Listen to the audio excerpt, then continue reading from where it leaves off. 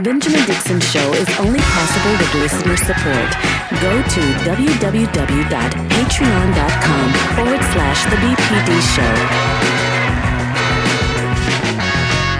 The day is Thursday, July 21st, 2021. Thanks so much for joining us. There are many types of tragedies in the world, but I have found that there are some tragedies that are caused intentionally by those in power. And then there are other tragedies where you could start your day trying to celebrate a newborn and ending up being charged with manslaughter. Let's talk about the complexities of the different tragedies that we experience in this lifetime. Up first, on the clock with Georgia Ford.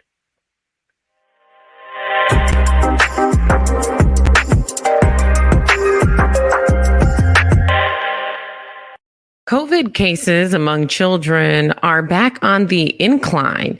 This as many children prepare to head back to school in just a few weeks. Between July 8th and July 15th, more than 23,000 COVID cases were confirmed among children, leaving some medical experts saying that we should be putting our masks back on and leaving a lot of parents concerned about what to do. Take a listen at what happened during an interview that Anderson Cooper did on this topic.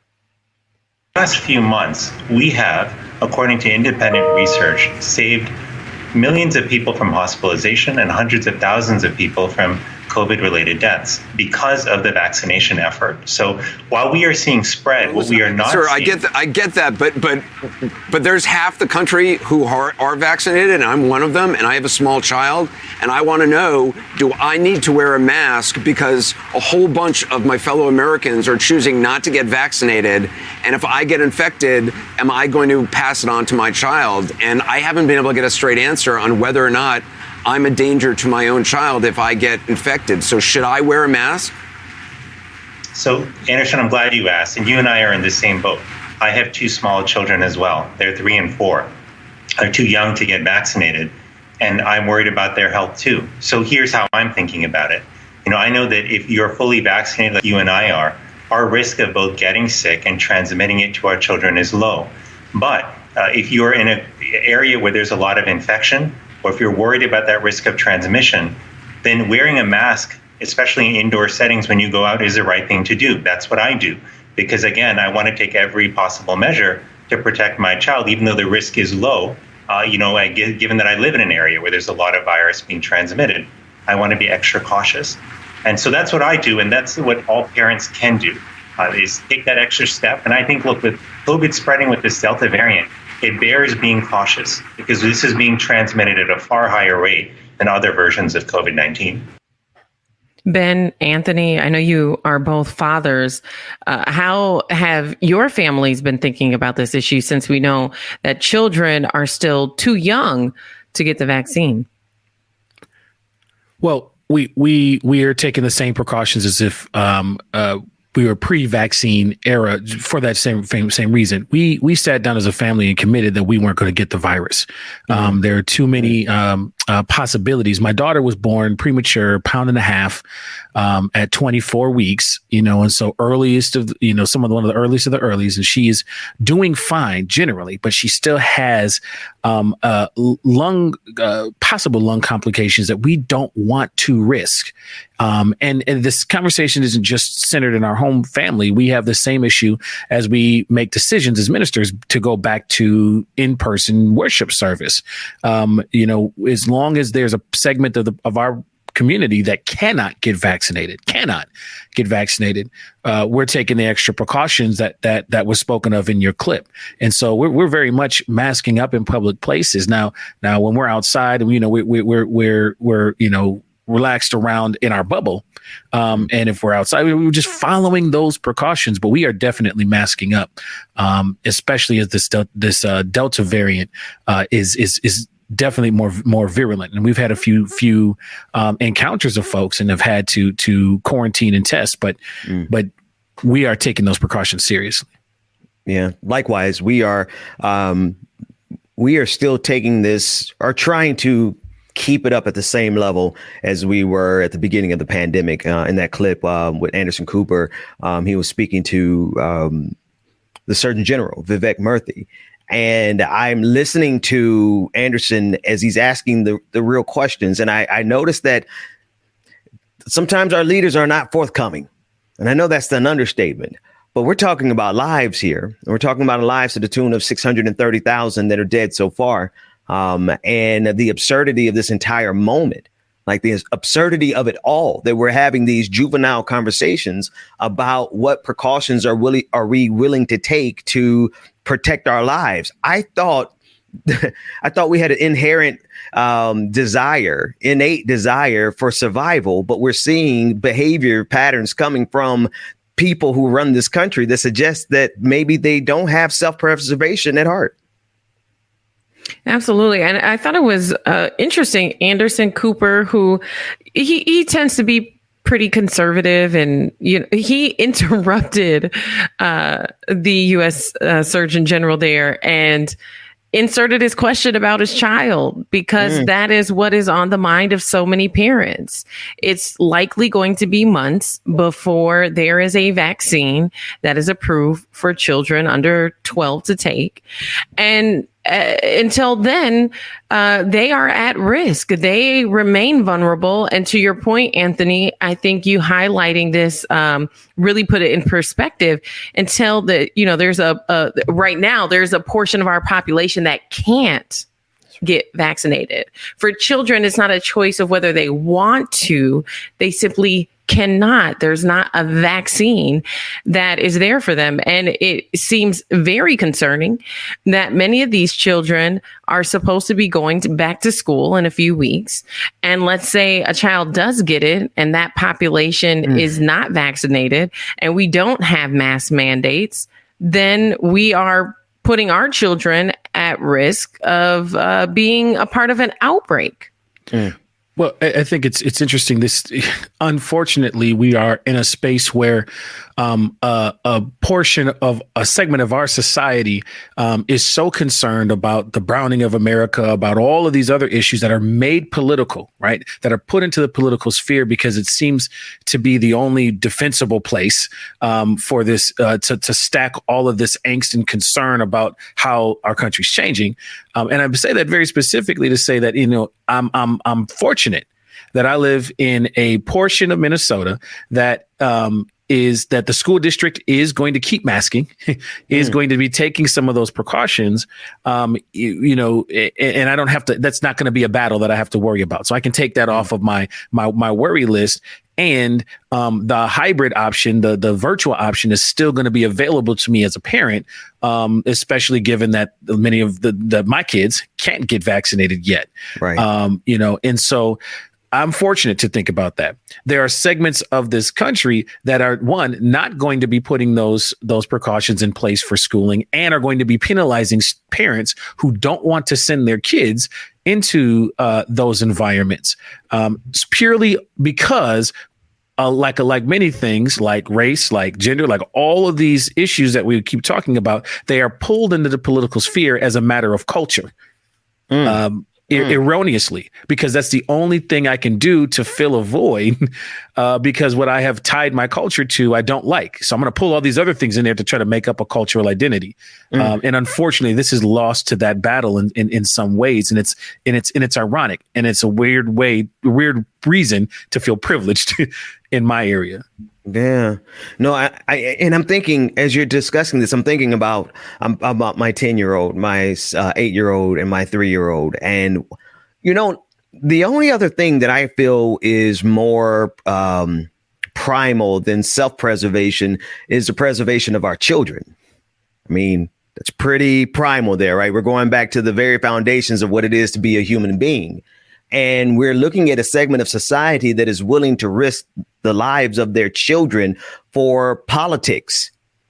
And I think that's a direct result of the dumbing down of society that has been necessary to sustain this bloated civilization that's built on all kinds of things that we talk about on a regular basis. I don't want to get off on too much of a tangent, but I want to play there's a clip that I think will enhance this conversation, because now we are finally seeing Republican leadership, both political and in the media, step up and finally, 630,000 lives later, do what is necessary to encourage people to get vaccinated. This first clip is of Sean Hannity, who, when this thing started, and this is a relevant clip because Fox News is probably one of the most influential entities in this country. And by virtue of it being in this country, it is one of the most powerful institutions on the face of the planet.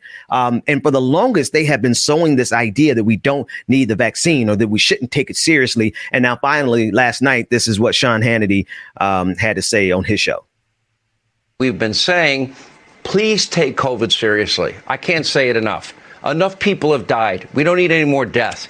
Research like crazy. Talk to your doctor, your doctors, medical professionals you trust based on your unique medical history, your current medical condition, and you and your doctor make a very important decision for your own safety. Take it seriously.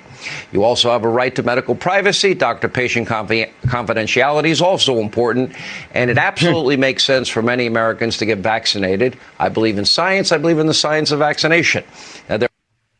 So finally, he admits that this is after speaking to millions of people every single night. If we really want to understand why there's so much hesitation on one side of this country to get the vaccine, we have to look at the contribution of Fox News, but also the Republican Party as an establishment. Here's another clip of Mitch McConnell, where he's essentially now coming to the table to say, hey, let's get vaccinated. Let's take a look at that.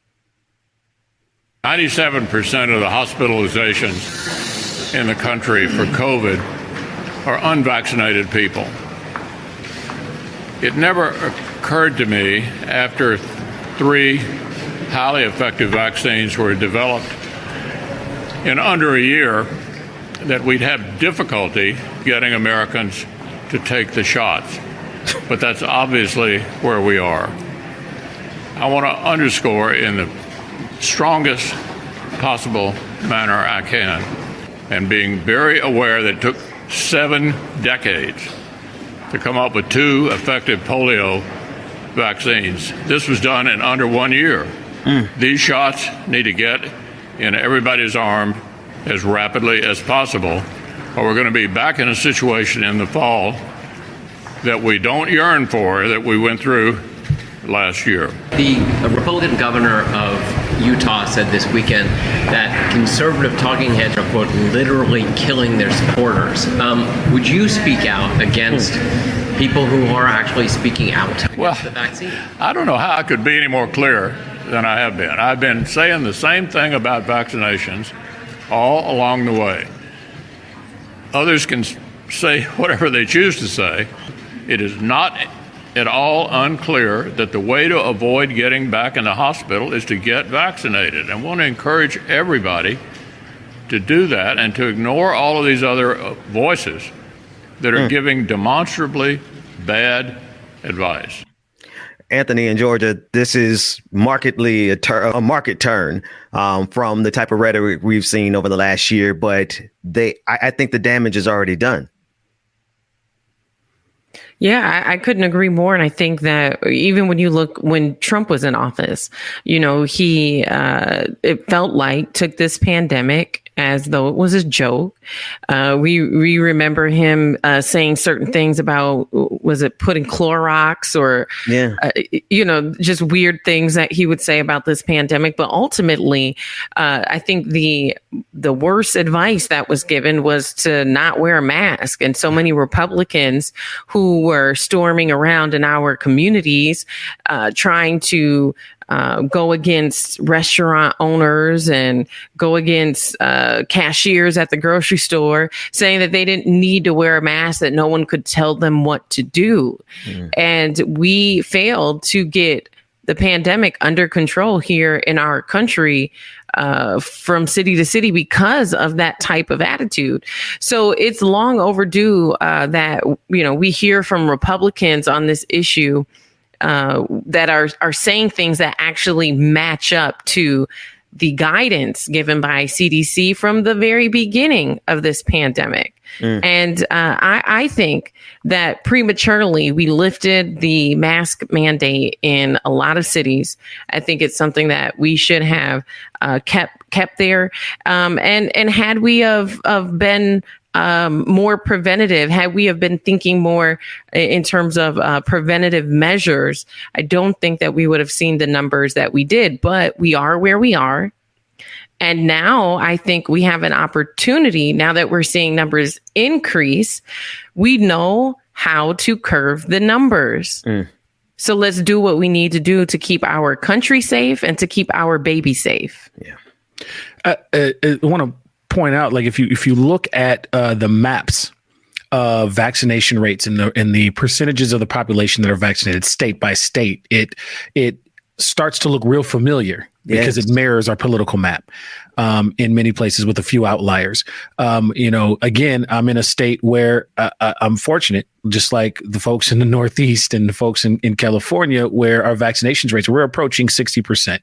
And are on track. We're plateauing, unfortunately, for the issue that we're talking about right now, to the point where new PSAs are being ordered from many different state agencies and things like that to try to increase. I mean, barbershops are now the barbershop program, which is you can get your free vaccine. You can talk about it with professionals that are just posted up at barbershops now and get your vaccine at the same time. So, and I want to also underscore, what Georgia said about, that we need to stay vigilant because, like, lurking in those numbers are the same disparities that we talk about in every other sector. So within the Black community in Minnesota, our vaccination rates are far lower than the state totals when you disaggregate that data. And so and it's for a lot of the reasons, same reasons. There's an interesting thing that happens when we have folks giving bad information that creeps into communities through a back door. So we may not be the Fox watchers that many other folks, we being Black community, may not be the Fox watchers that other folks do, but there's a weird way in which this misinformation gets into community through other channels. And all of a sudden you're sitting at that same barbershop and somebody across from you is giving that same bad information that even in this case, Mitch McConnell was warning about. And so, there are these complications that are at play. I know our Women's Missionary Society in the AME Church is screaming this issue months ago, that they keep encountering as they help get folks vaccinated, right? In a place where everybody's complaining about not being in worship, and their response is, well, get vaccinated and we'd be able to get into worship. And they are encountering the same issue on the ground, and they're front line.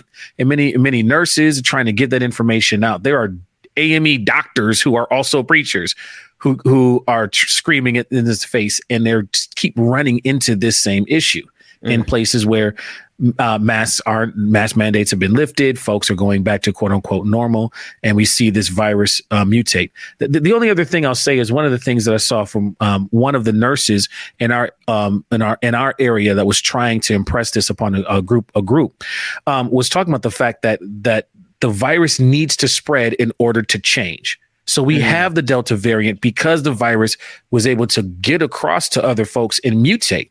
If we stop the spread, we are also stopping the next mutation of the virus. And we may not be as lucky next time to have a variant of the virus that still is effectively fought by the vaccine that we currently have. So, I mean, these are some of the things that are just compiling again for a fall that does not look good.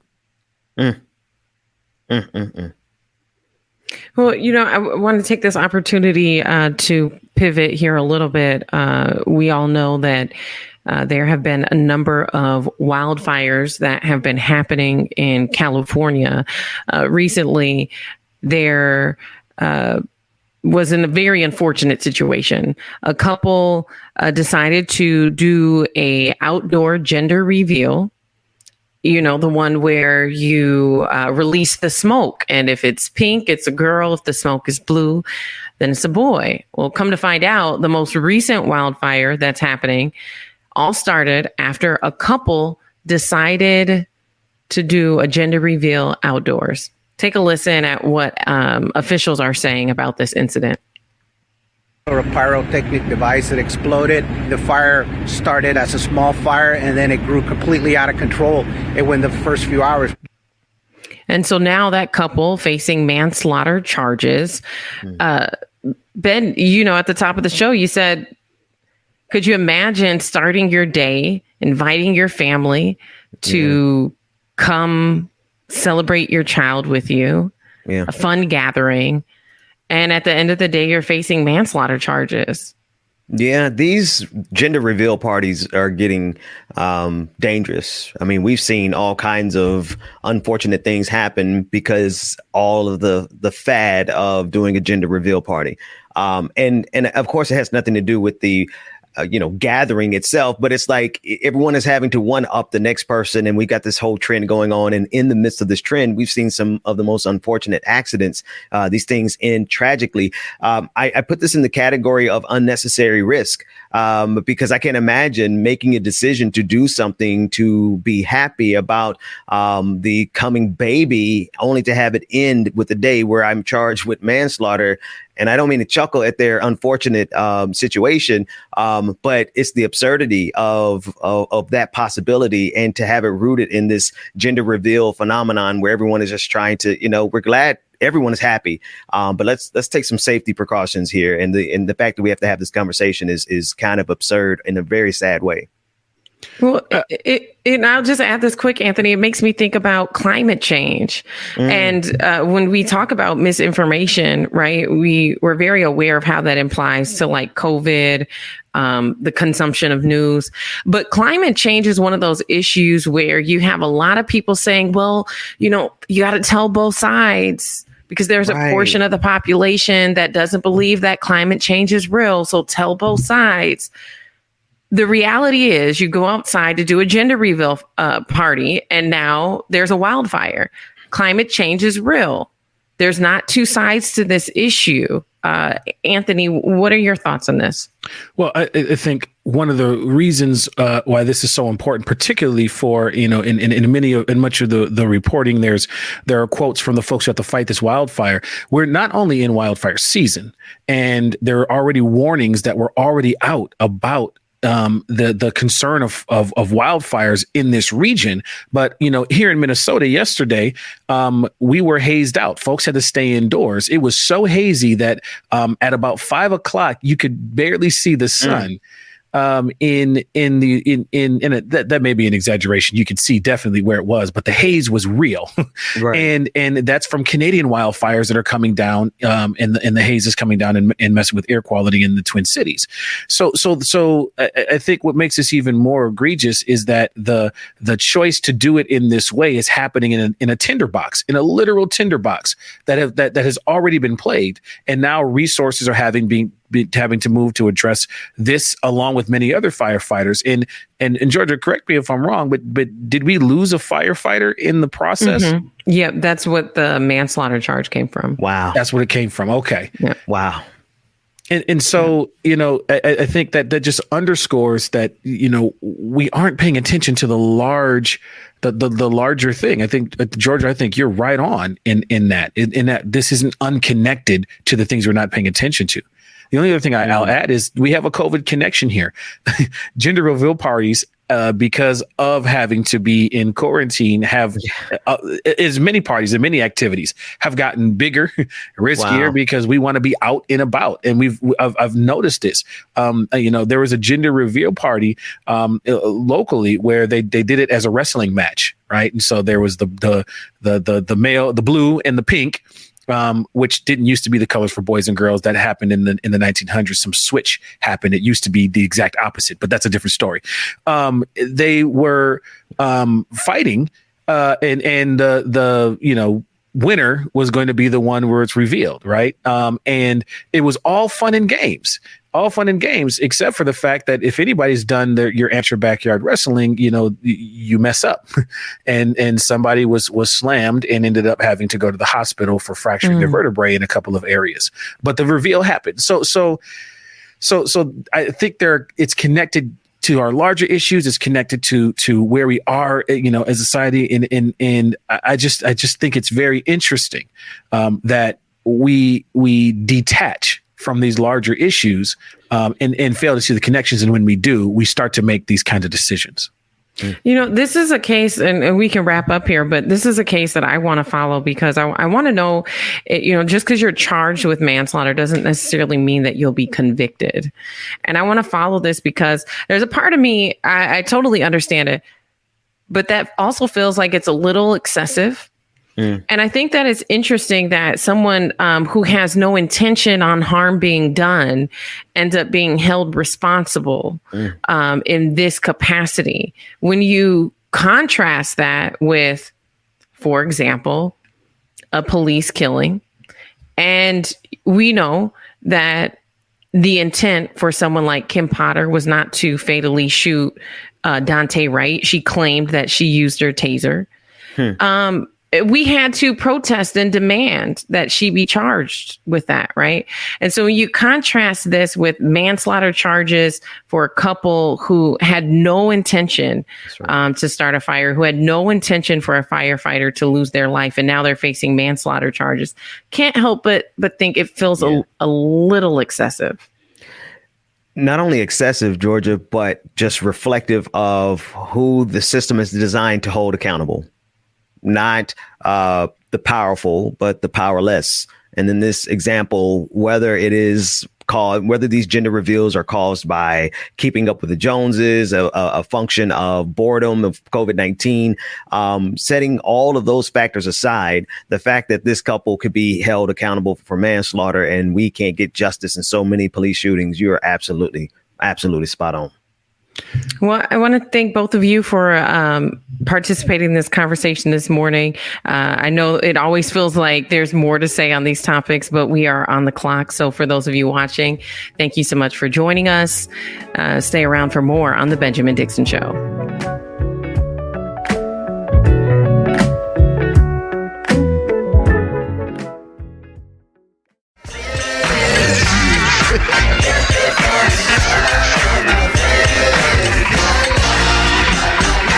Good morning, y'all know who it is. Good morning. Good to see everyone this morning. Grab your tea, your coffee, your juice, your drinks, your smoke, whatever it is you need to get your morning started, y'all.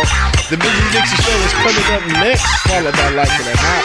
Shout out to Georgia, man, on the clock, y'all. Make sure you stay tuned. Good morning, everyone.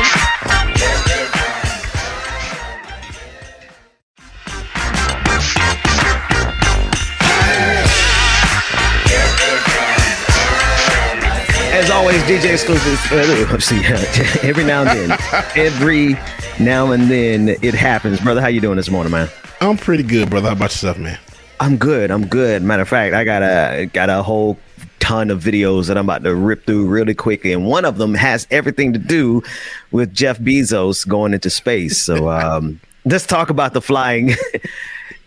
I really wish this was on XM or something. I really wish we could say, because I really want to talk about the flying dick that just went into space, and I'm not talking about the spaceship. It was two dicks in space yesterday. That was a new record. Oh man. We're going to save the rest of this conversation for the after party. Yes. Because I've got at least 12 more jokes to go about this one. But I do want to talk about this. I want to talk about this pretty seriously. I want to play this first clip from Jeff Bezos' trip to space. And this is a clip where he is saying that I want to thank every Amazon employee and every Amazon customer because we paid for his trip to space. Let's take a look. Also, I want to thank every Amazon employee and every Amazon customer because you guys paid for all of this. So seriously, for every Amazon customer out there and every Amazon employee, thank you from the bottom of my heart very much. It's very appreciated. So in other words, all that overtime that those Amazon employees worked and all of those benefits that they didn't get, that's where all that money was going to. But I digress. Yeah. I'm sorry, Ben. My apologies, bro. No, man. I know people that work for Amazon, and I've heard some of the horror stories from them. And that's like for you to get on stage and to thank me for the work that I do and the packages and stuff that I order. It's like a slap in the face. You're literally a dick, bro. Literally a dick. Literally. I mean, because he blocked the organizers, black organizers in Bessemer, Alabama, from unionizing. They pulled out Amazon pulled out every possible trick that they could, to the point of potentially violating labor laws, right? To stop the union or the employees who wanted to unionize in Bessemer, Alabama. He stopped them from unionizing. I mean, you talk about the conditions, man. Most of us know somebody that work at Amazon because, well, they're everywhere. And he's right. He should thank all of us who have bought stuff from Amazon, because we have made him so rich that he could spend all of this money to go into space for 10 minutes just because he chose not to pay his employees what they need to have not only livable wages, but decent work conditions. I wonder if his rocket to space was as cramped as those recreational rooms that they have, those pods, those sanity pods that they're starting to distribute through Amazon. You know, they have these little soundproof rooms that employees can go into instead of walking out of the factory. Amazon employees are now being encouraged to go into this little, this phone booth of a room so that they can get a little peace and solitude and take a little break in between their grueling 14-hour shifts, as they package all these things together for Amazon so that Jeff Bezos can become a trillionaire, the world's first trillionaire eventually, and then build him somewhere safe in space while the rest of us are left down here to survive the damage that all the rest of he and his billionaires have done to this planet. I got more clips, though. It's not. I want to save A1 for when Rebecca gets here. I'm sorry, A2. I want to go to A3. And as he describes that this was the best day ever. This is Jeff Bezos saying that this was the best day ever. Let's listen in. Copy first step. You have a very happy Capcom here as well. Let's do a status check. Astronaut Oliver. Control, SM Oliver. Status correct. Copy. Astronaut.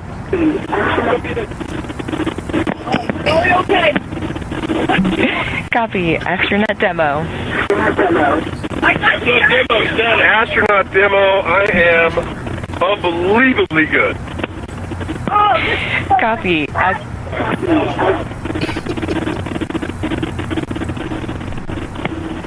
Blue Control Bezos, best day ever. Yeah. Congratulations though. Now here's the flip side of it, right? It's cool. Everybody wants to go to space. Totally cool. I want to go to space. I think I do. I'm not sure, man. Right. Go ahead, Jay. I was about to say, I kind of do. Like, I watched too many horror movies and space movies. Like, I want to go, but then it's like, can we quantum technology? I don't know.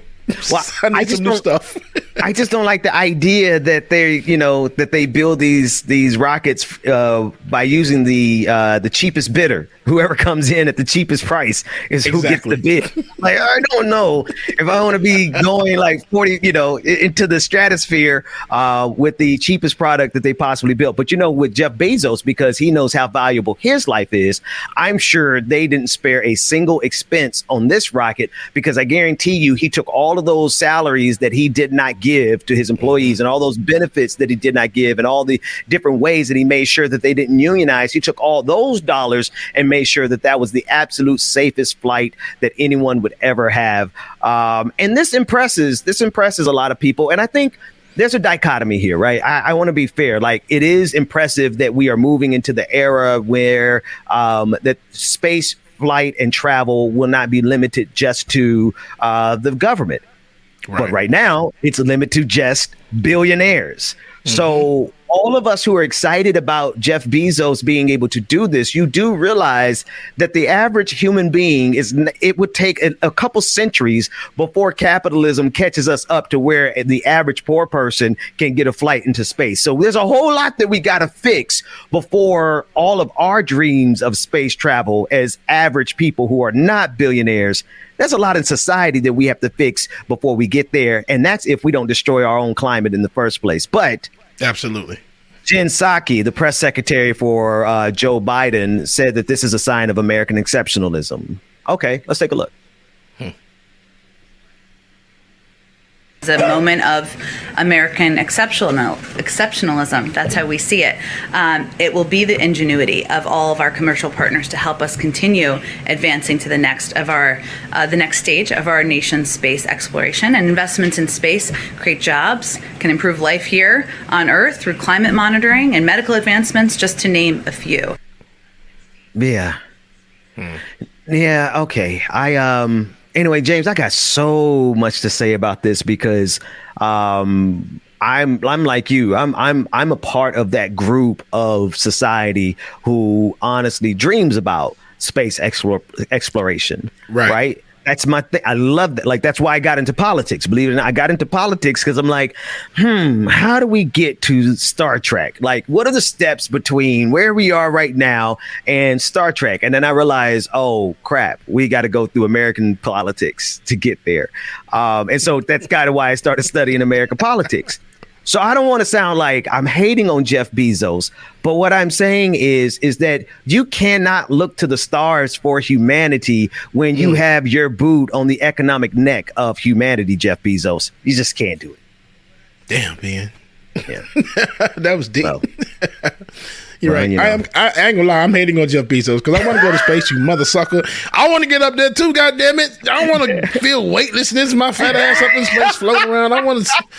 Anyway, I digress. I wonder how easy. Because do we have the B-roll of them floating in space? I do wonder if I'd be able to just. Is it harder?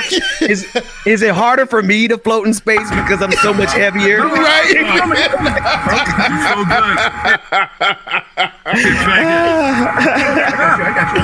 Me and Jay is gonna be sitting down in the seat still. Okay, bring us back. Dude, look, bro, it's barely any room in there for them to do anything, bro. You just hit the ceiling and you ain't even do nothing. James, you and me gonna be. Everybody else gonna be floating around. You and me gonna be sitting in our seats like we're doing right now. Like, oh man, this is dope. Oh, you and me gonna we gonna levitate. Me and James gonna levitate this much off our seat. This it. Then just okay. Well, guess we go back down now. I'm good. Oh man, I want to shift gears. James, you're a fool, man. I want to shift gears a little bit and go to this next. The COVID-19. Here's the other thing we got to get through. We got to get through COVID-19. Georgia just got through talking about it. We just got through watching the clip of Mitch McConnell, but I want to go back through this, right?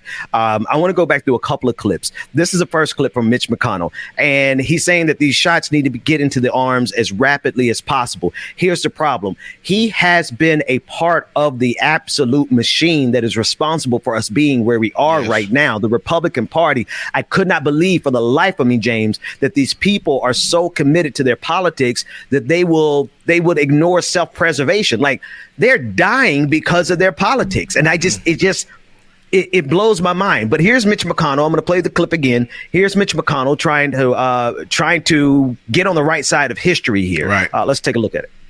97% of the hospitalizations in the country for COVID are unvaccinated people.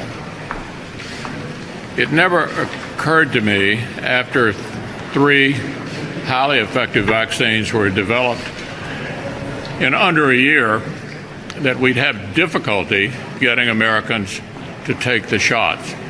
But that's obviously where we are. I want to underscore in the strongest possible manner I can, and being very aware that it took 7 decades to come up with 2 effective polio vaccines. This was done in under 1 year. These shots need to get in everybody's arm as rapidly as possible, or we're going to be back in a situation in the fall that we don't yearn for, that we went through last year. The Republican governor of Utah said this weekend that conservative talking heads are, quote, literally killing their supporters. Would you speak out against people who are actually speaking out against the vaccine? I don't know how I could be any more clear than I have been. I've been saying the same thing about vaccinations all along the way. Others can say whatever they choose to say. It is not at all unclear that the way to avoid getting back in the hospital is to get vaccinated. I want to encourage everybody to do that and to ignore all of these other voices that are giving demonstrably bad advice. The problem is that it has been his voice. He's been one of the voices in just this entire environment, man. I got just a really quick story, and I know we're going to be out of time. We're going to be joined by Professor Harvey Kaye during Like It or Not. Rebecca's going to be joining us in a few minutes, and I've got so many more clips. And actually, because of that, I'm going to hold the story. I got a story to tell y'all about COVID-19 after in the after party. I want to go to this next clip. It is of Governor Andy Beshear from Kentucky. And I appreciate how he framed it, because this is a matter I have always seen, and most of us, James, I know you have. We have seen this as a matter of life and death. And this is what Governor Beshear said. They said, again, if you haven't had COVID and you won't get vaccinated, the experts say you're going to get it, and it's going to be the most serious illness of your life. Take a listen in. We've been saying this, but with the Delta variant, it needs to be followed. All unvaccinated Kentuckians, you have to be wearing a mask when you're outside your home and you're indoors with people you don't live with. This isn't just the COVID from before. It is a deadlier strain. And again, if you haven't had COVID and you won't get vaccinated, the experts say you're going to get it, and it's going to be the most serious illness of your life. We know that wearing a mask works. James, just real quick, man, did you ever think at the beginning of all this that people would be, I don't want to use the word suicidal because there's so much that's wrapped up into that, but that they would just ignore self-preservation and not only allow themselves to die, but in a second, we're going to talk about kids. Did you ever expect it to get here where they really just don't care about their own life or the life of their kids? I can honestly say I didn't, Ben, because now it's just like, once everything started with this virus, just because of the numbers and, excuse me, you don't even have to believe the numbers. I mean, you can physically see a lot of stuff. And why would you not want to try to protect yourself or others by getting this vaccine? So now it's just like these anti-vaxxers, I'm like, what's going on? Yeah. Are y'all really not seeing this? And now all of a sudden there's this rhetoric change with the most Republicans anyway, because you got, what's his name, Senator Paul. Oh, yeah. Dumbass. Anywho, now there's this rhetoric change where y'all are now stressing people to get this vaccine. It makes no sense. Probably because somebody's losing money somewhere because vaccines are not going in arms. Because all of us, or they're trying to protect their future money because they are now seeing a pathway for them to be held financially liable because there is a direct, like we can show, they can demonstrate. We have been able to demonstrate with math, with science, how Fox News has impacted the spread of COVID-19. Okay, so now they know, we actually can trace this. Yes, we can. And here's the other thing, man. When we talk about children, here's a clip of CDC Director Dr. Rochelle Walensky. And she's responding to a question from Senator Roger Marshall, a Republican of Kansas. And in this clip, this is the arguments that we're having to frame to protect our children. Listen, this is what she had to say. She said, I think we fall into this flawed thinking of saying only 400 of the 600,000 deaths from COVID-19 have been of children. Children are not supposed to die. Take a listen.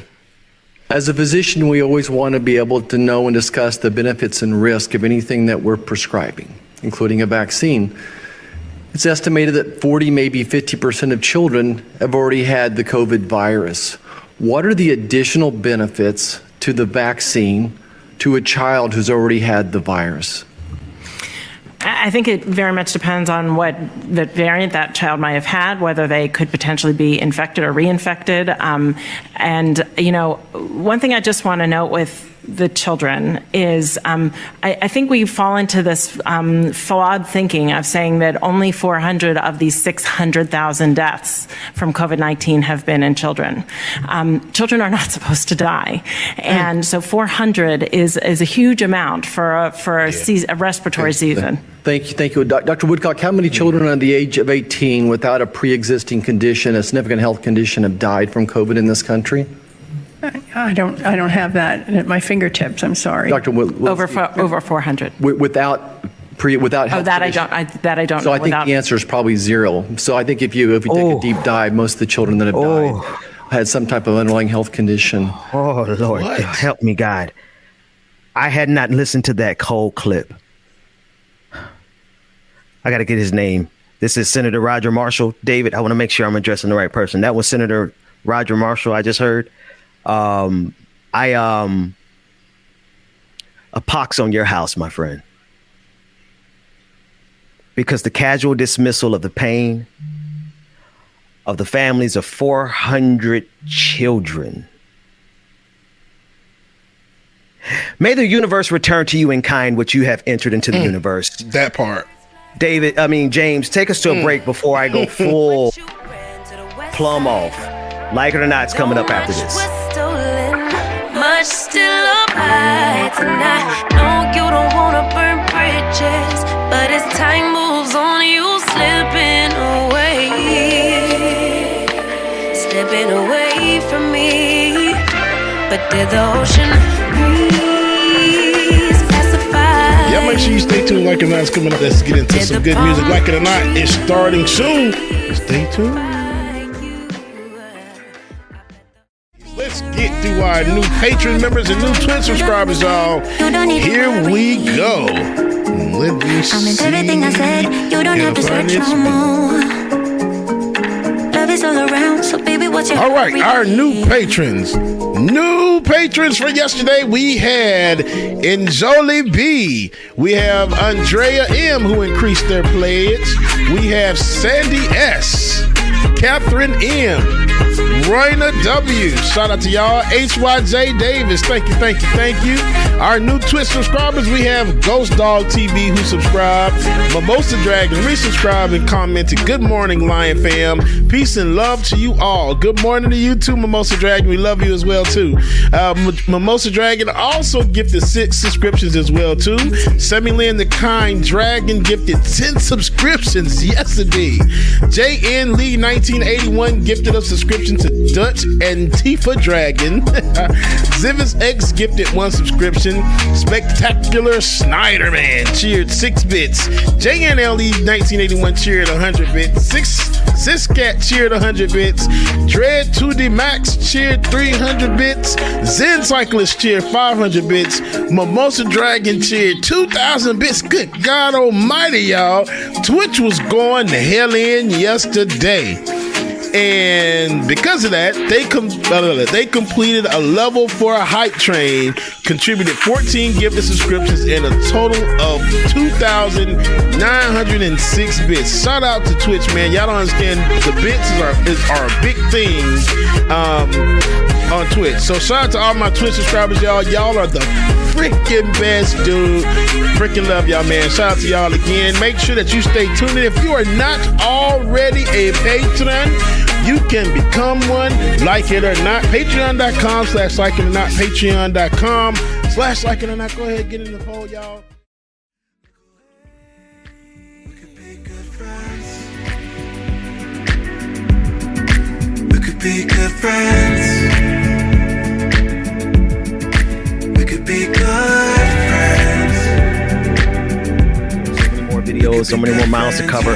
But I wanted to bring in Professor Harvey Kaye, who's a historian and sociologist, author of several books, including Thomas Paine's The Promise for America, The Fight for Four Freedoms, and friend of the show. Professor Kaye, thank you so much for joining us again. How are you?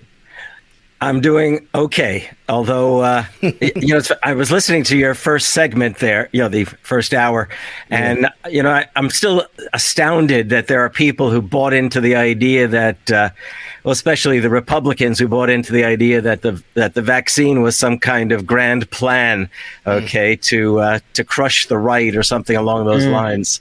Anyhow, I hope people are listening.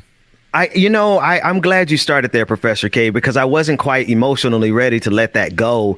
Because is it surprising to you? Can you think of any other time in history where even the powerful, like we know, and you know through history that there's always been a casual dismissal of the life of Black people, of indigenous populations. Currently, there's a casual dismissal of life in the global South. There's clearly a dismissal of life in Yemen. There's a dismissal of life in Afghanistan. And I mean, we have an external dismissal of life, but did you ever think that the empire would have a dismissal of their own lives? The leaders and the rulers of this empire would just casually dismiss their own lives and the lives of their children because of the politics of COVID-19. And it would never, ever have occurred to me. It would never have occurred to me, given the fact that we just had one of the most reactionary presidential administrations, which literally launched the effort in its own way to secure the vaccine. And for all of the idiocies that the president himself spouted, the fact was that it was in the course of his presidency that the vaccines were developed.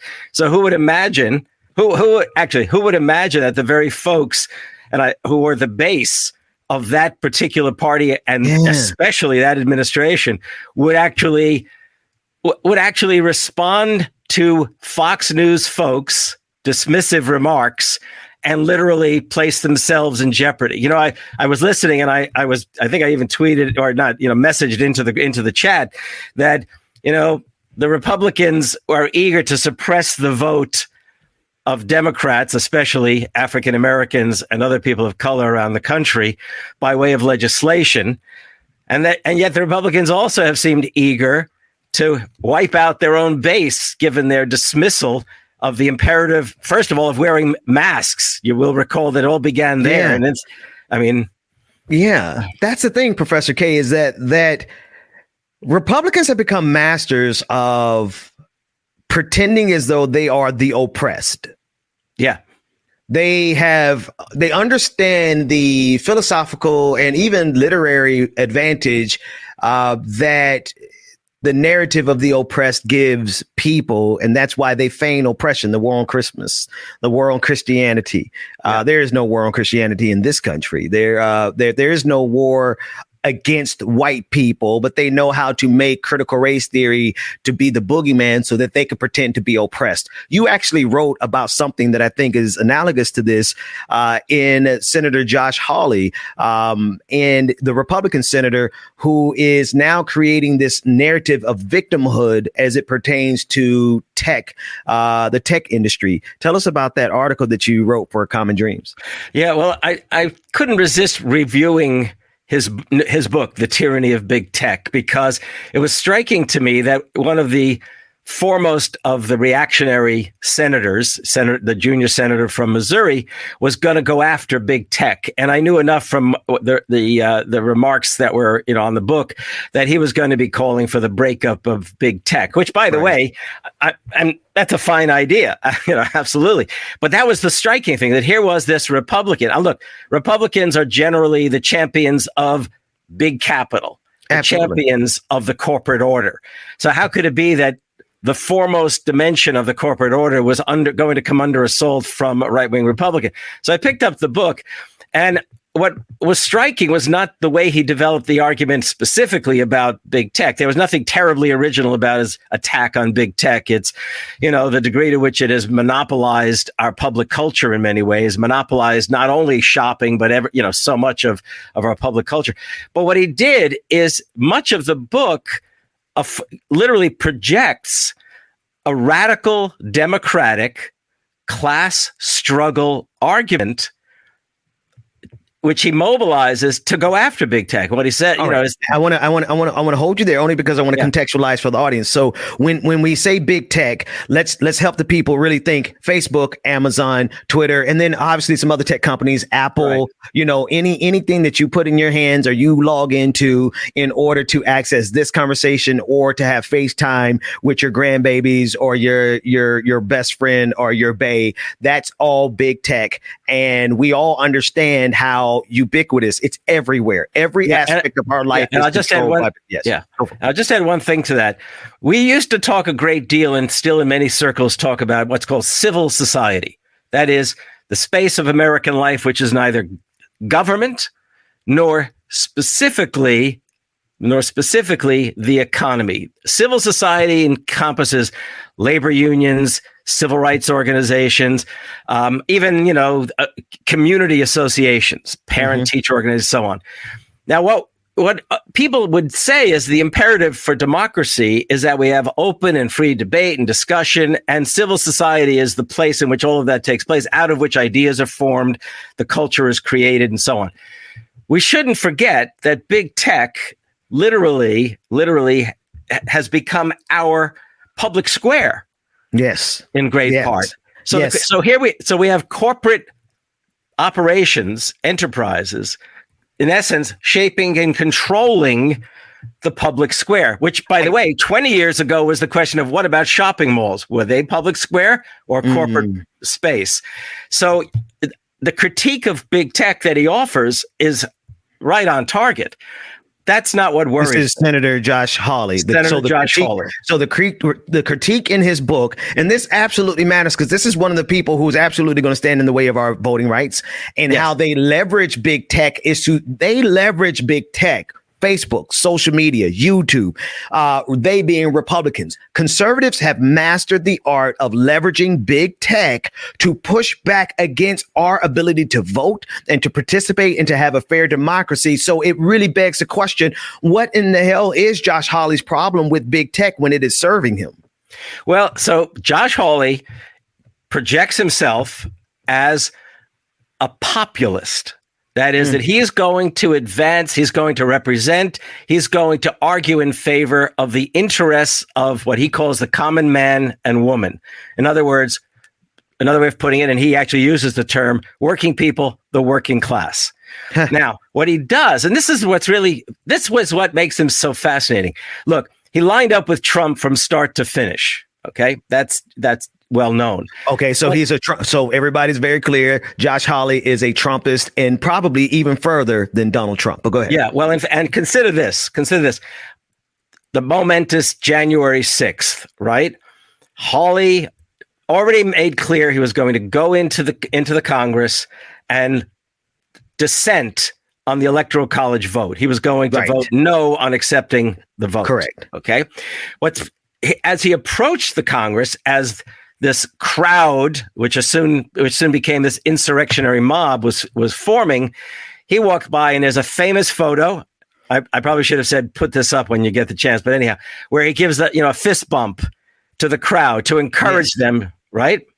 Is that's the image that you have on this article of the article? Okay, David, I'm gonna shoot you that link, and you might can pull it up. We'll put it in post, most certainly, and tell us about. So that's January 6th. That's January 6th, and as a consequence of that, the book contract that he had with Simon & Schuster, was pulled from him, and he brought the book out with the very conservative, in fact, in some fashion, very decidedly reactionary press, Regnery, Regnery. Right now, this is, and when you say reactionary, and because we're getting into the weeds, and I want to make sure everyone can come with us, because no, and I we need the nuance, but I just want to make sure that everybody's with us. When you say reactionary, we're talking about the type of people, the reactionary thought of the people. Think of Charlottesville, the people who marched with the tiki torches and the khaki pants. Those are reactionary. So Josh Hawley aligns with the reactionary Donald Trump faction of society. He had his book pulled because of his support for January 6th. And now instead he's going after big tech. But big tech is still in favor. I mean, Ben Shapiro, there was an article from NPR that showed that Ben Shapiro has built an entire Facebook empire. Big tech has been good to conservatism. So why is he coming after them?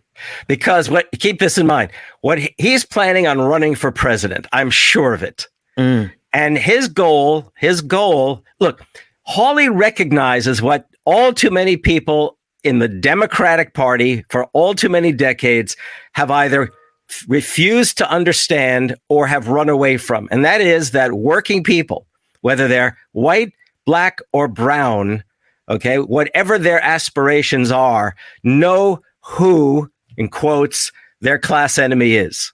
And when I say that, what I mean is that they work for companies that don't pay them what they're worth, that treat them, especially during this pandemic, we've seen the kinds of treatment that Amazon and other companies have subjected workers in the warehouses and else.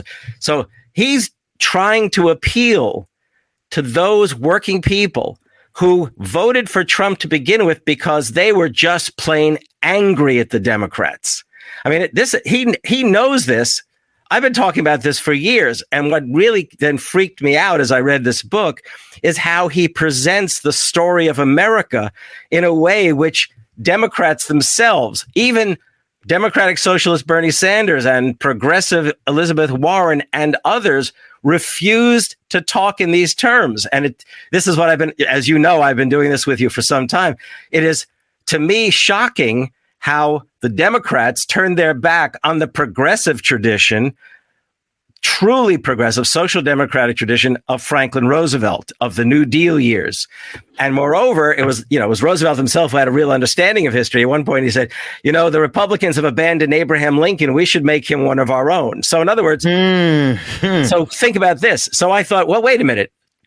Where's Hawley? What is he seeking to do?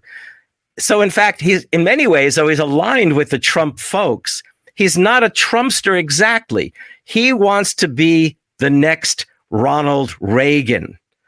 And I'll explain to you what I mean by that. Ronald Reagan was a master of the use and abuse of the past. Okay? I mean, he was brilliant at talking about the past. Okay. I'm with you. So, okay, as a way of literally calling on Americans, and this is Reagan's words, not Trump's. It was Reagan who said, "Join me in the crusade to make America great again." And basically he used the past as a way of encouraging people to understand that they Okay, should. Pause, Yes, because I need to. You just told us that the phrase "Make America Great Again" actually came from Ronald Reagan. It was his campaign slogan in 1980. In 1980, Donald Trump co-opted it again. Well, I mean, it's right in the the intellectual precursor to Donald Trump. Right. And you're saying that Josh Hawley is saying, I'm going to skip over trying to be the next Trump. I'm going all the way back to the originator, the Ronald Reagan. Right. Hawley is a very smart and thus all the more dangerous character. He was an undergraduate at Stanford. He went to Yale Law School. This is not a lightweight guy, okay? This is not even his first book. His first book was a study of Theodore Roosevelt, which was like an undergraduate thesis that he wrote. So what he does in this book, I'm not going to read much, but I just want to read to people. Listen to this, how basically he's grabbing hold of history to empower working people to think of him as the new Ronald Reagan or the new populist leader. Big tech looms large as any corporate power in American history, as large as the railroads from a century back. And I'll skip some lines. Its sway is prodigious. Its reach is wide.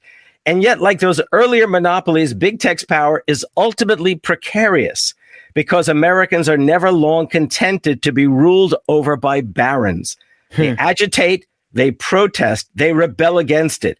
That is what is happening now. And that is why there is cause for hope. Okay. I need it only for the sake of time. I need us to cut to the essential here because you're hitting on something that I think is critical for my audience to hear and everyone to hear, because what you're saying is that Josh Hawley is not dumb like Trump. Right. He is very intelligent. He knows history, and he's using the power of history just like Ronald Reagan. And he's now co-opting the populist language of like an FDR, but he's trying to make it synonymous with basically he's trying to give us a nationalistic form, a way of viewing an economic populism. Yes. Would you?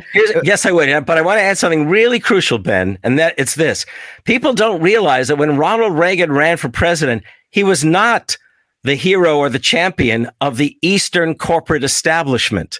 Big capital did not want Ronald Reagan to be president. They wanted George H.W. Bush. That's right. I remember that.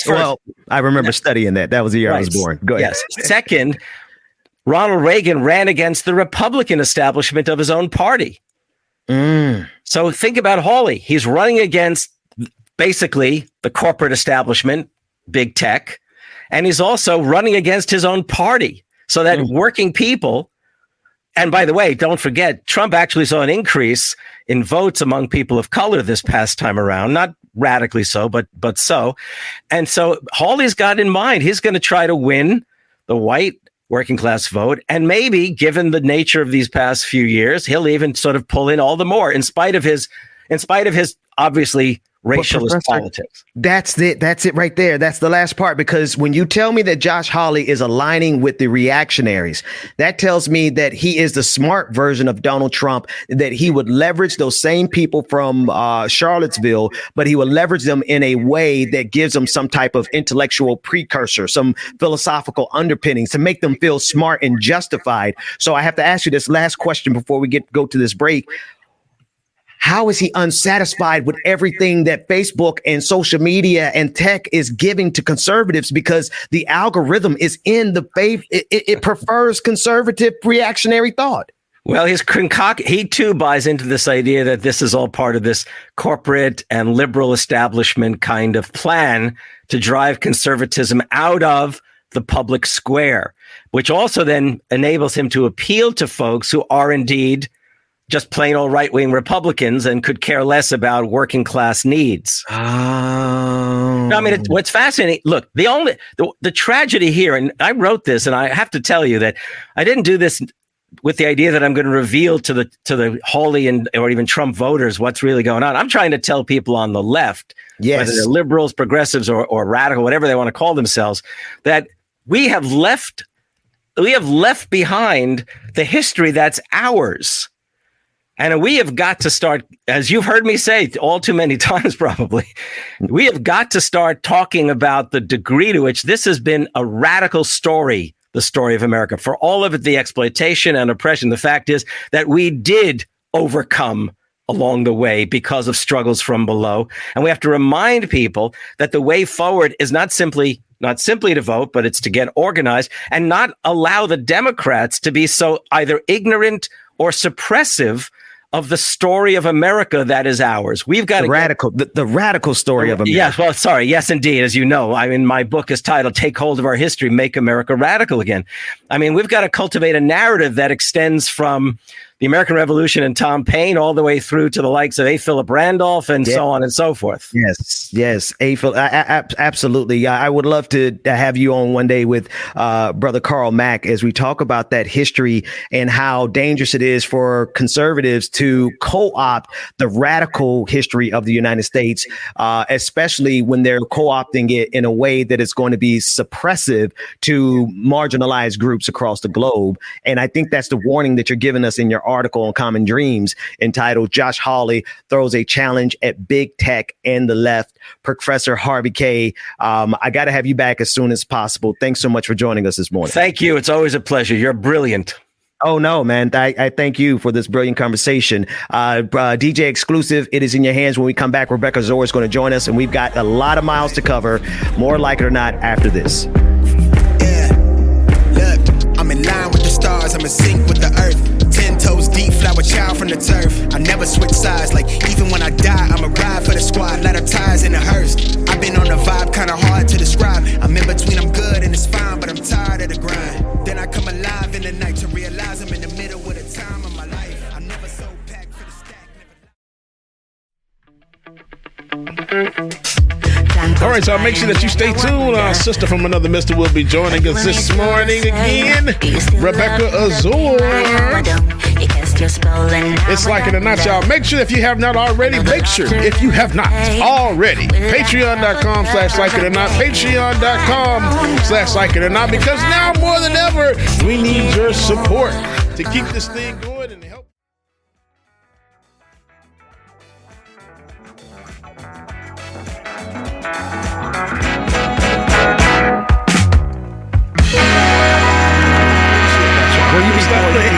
You be pouring your soul out, man. You be pouring your soul out to the people. A little people. too much so, because, sweetie, like, I wanted to watch, for sure, Cruella, and I'm like, okay, I like where he's going with this. He's telling me I need to watch Cruella because there's a reason. And I like the point that he made that all villains have a story, and they're not always actual villains. There's something Killmonger behind it. Yeah, Killmonger. But then you did that. You spoiled the wine. I don't like that. I don't even want to watch it. But anyway, it's so much. You still have to watch it, Rebecca. You still have, it's because there's so much I didn't say. You still have to watch it. But I don't want villains who are like ex-boyfriends to think that's an excuse for them. So exactly. Some people are villains. They just naturally are, and they try to use like I ain't had no daddy growing up to be an excuse. Right. And that's not always wow. an excuse. Because like daddy issues, I understand them. A lot of people have them, but it's how you decide to take it and, and be a better person. That does not give you excuse to constantly disrespect people. I don't know. Like, that just came in my spirit. Yeah. But That's true. Stories and let me tell you, let me just say this one thing about what you just said, Rebecca, that is so true.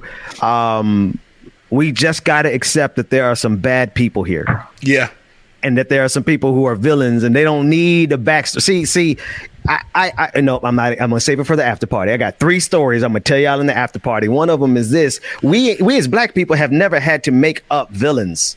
We've been living with y'all for a long time. All these backstories y'all been given these books, y'all have to dream up Negan. They had to dream up Negan to create the kind of trauma that they put black people through. But that's for the after party. Go ahead, Rebecca. Ooh. Well, that was that on that.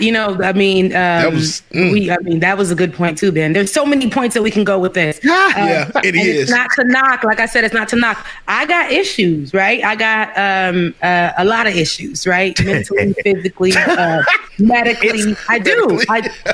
Listen. But I could have let, like this morning, I was going through a bit of an anxiety moment.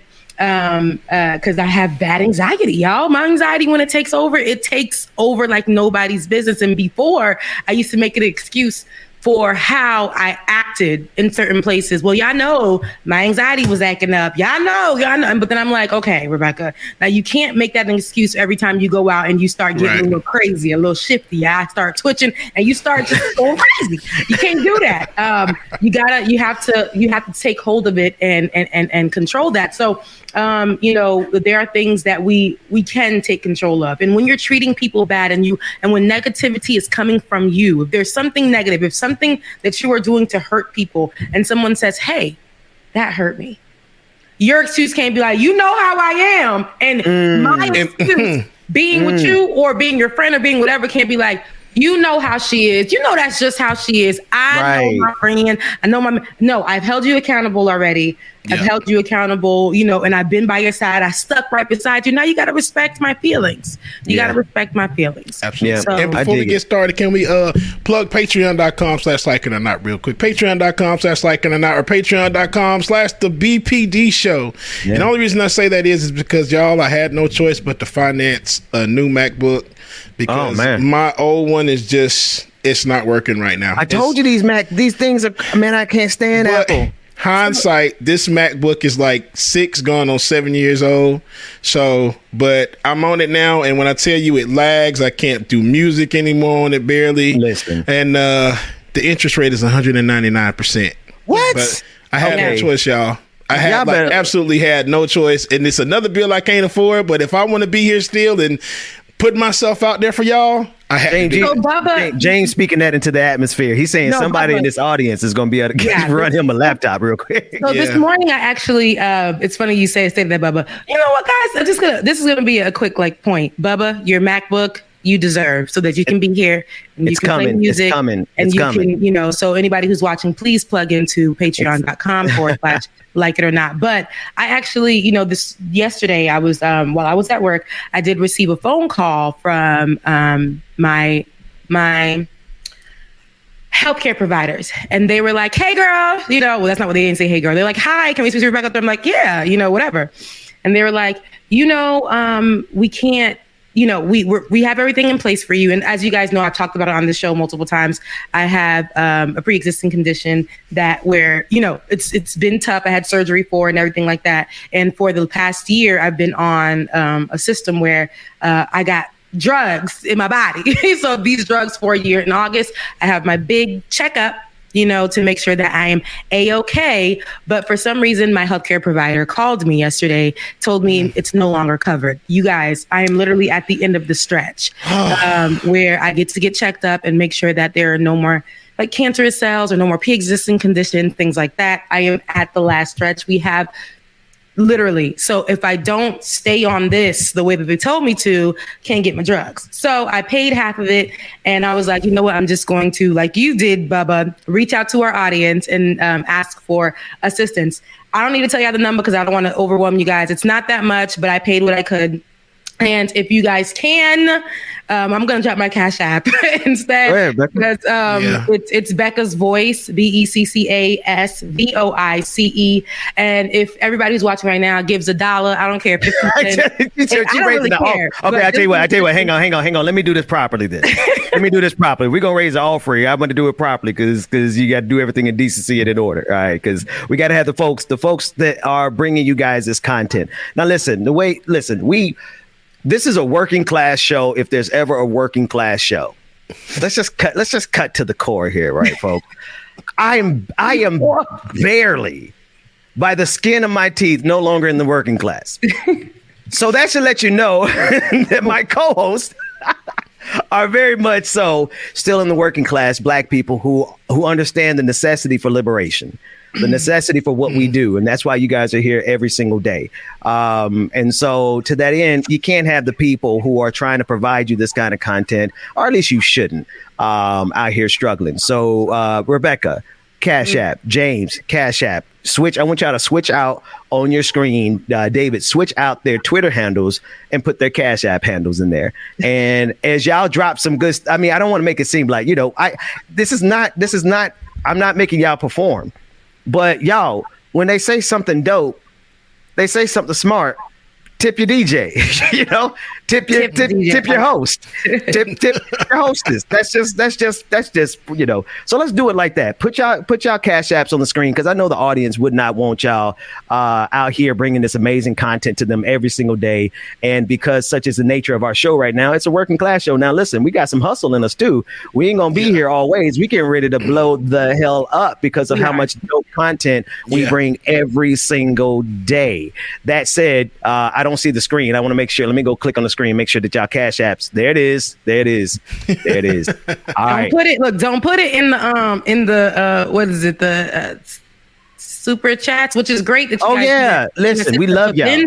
Ben dropped the gym on us and was saying, it's great, but they they take from us, and that is another capitalistic thing. But Ben, go ahead and no, I'll set it up, Rebecca, because as we were listening to Professor Harvey K in the last segment, and he was just talking about like this is at every level. This is a systemic issue, and Republicans and conservatives are out here trying to pretend like the algorithm is working against them, when the algorithm is working in favor of conservatism.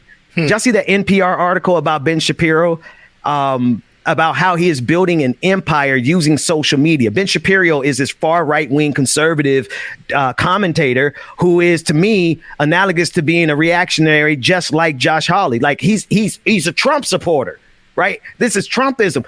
The algorithm is designed for Trumpism. And they out here acting like they're victims, when at the end of the day, the people who are speaking truth to power are the ones who we got suspended last week on YouTube, right? Rebecca, you are out here having to struggle as you speak this truth to power. You're having to struggle with the actual corporations that people are struggling with day to day. Like, y'all are living this life. I get to do this from home, right? But there are people who are very intimate, and y'all two are, and y'all know the stories of them. And I have been. I worked the overnight shift. There's some of us who have really had the hard way working to come up in this society. And there's a whole lot of Black people who are still in that place, living paycheck to paycheck. So when we talk about this, we ain't by ourselves. Yeah. Right.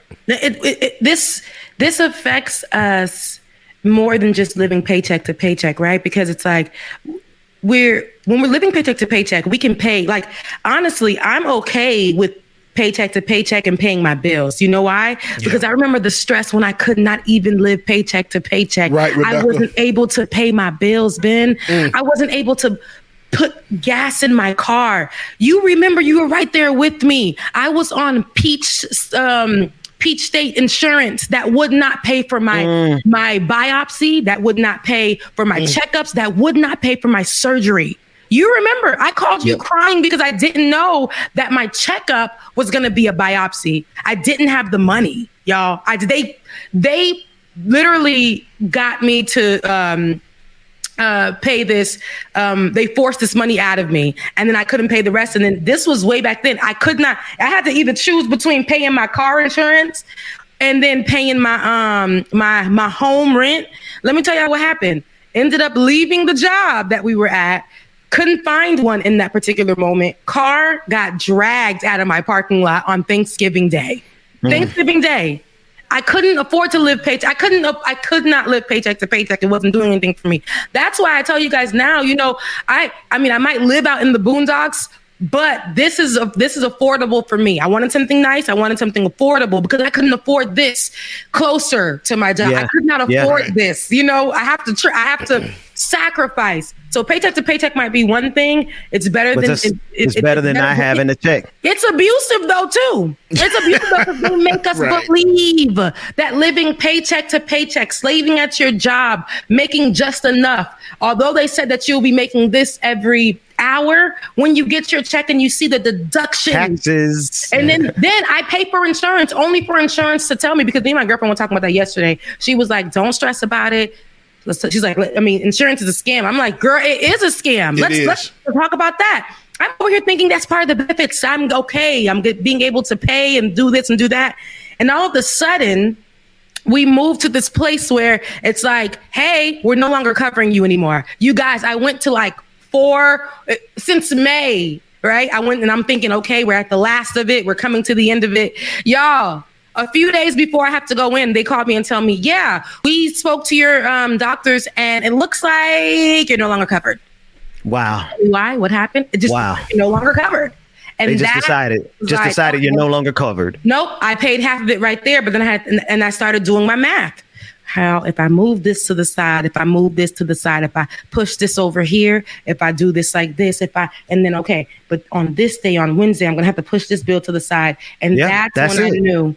It's scary. It's scary living that way. Oh, we so used to living like that, ain't we? And I was just about to say that, Ben. Yeah. It's like, I ain't gonna say it's embedded, but it's just like we're used to. I ain't gonna say used to it. I hate to say used to it. Yeah, man. We know how to move some stuff around. Okay, I can delay this. I can put this off and do a payment arrangement on this and switch this around. So yeah, it's living paycheck to paycheck, and then it's also like, okay, what can I rearrange until next week, 2 weeks, next month, and what can I delay? I hate it.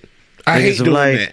It just makes me feel like a fucking failure sometimes, y'all. A poor person. Like, first of all, you be having the weeks and the months that you're okay. Like I said, me paying my bills is a big deal for me. Yeah. But I think I've come beyond that stage. I no longer want to just pay my bills.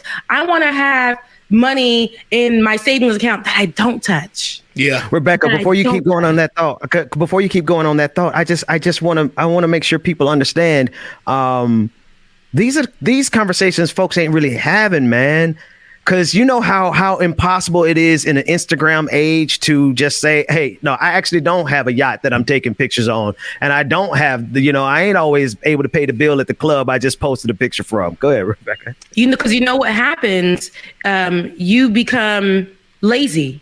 Because they're bringing that. I was looking at my pictures from a few years ago, Ben, and I was looking at the drive. There's a song that I used to sing or listen to when I first left and went to college, and I was looking at my drive. But there are two things there that I can say. Your drive for life and your career. For life, to get into journalism, to start just looking at everything and whatever. That's when degrees meant something. Okay, it wasn't just Meganese. It was really degrees. Like, it really meant something. I didn't have the pressure of you got degrees. Social media and things like that. But I remember there's a song by Jasmine Sullivan. She was just early 20s at the time, and she was saying, I got to dream big, because when it happens, it's going to happen real quick. That song really pushed me, because Rebecca, you got to dream big. I've always been a big dreamer. You and my sister Rebecca, that's my favorite song ever created. Right? It's you should listen to it, because it makes you feel good. It makes you feel like, okay, right now, listen to Dream Big by Jasmine Sullivan. It's motivation. Yes. Right. I was a little 17-year-old, and it motivated me to get up and go to Tallahassee to FAMU. But when I got there, I'm like, okay, every day was a day for me to challenge myself.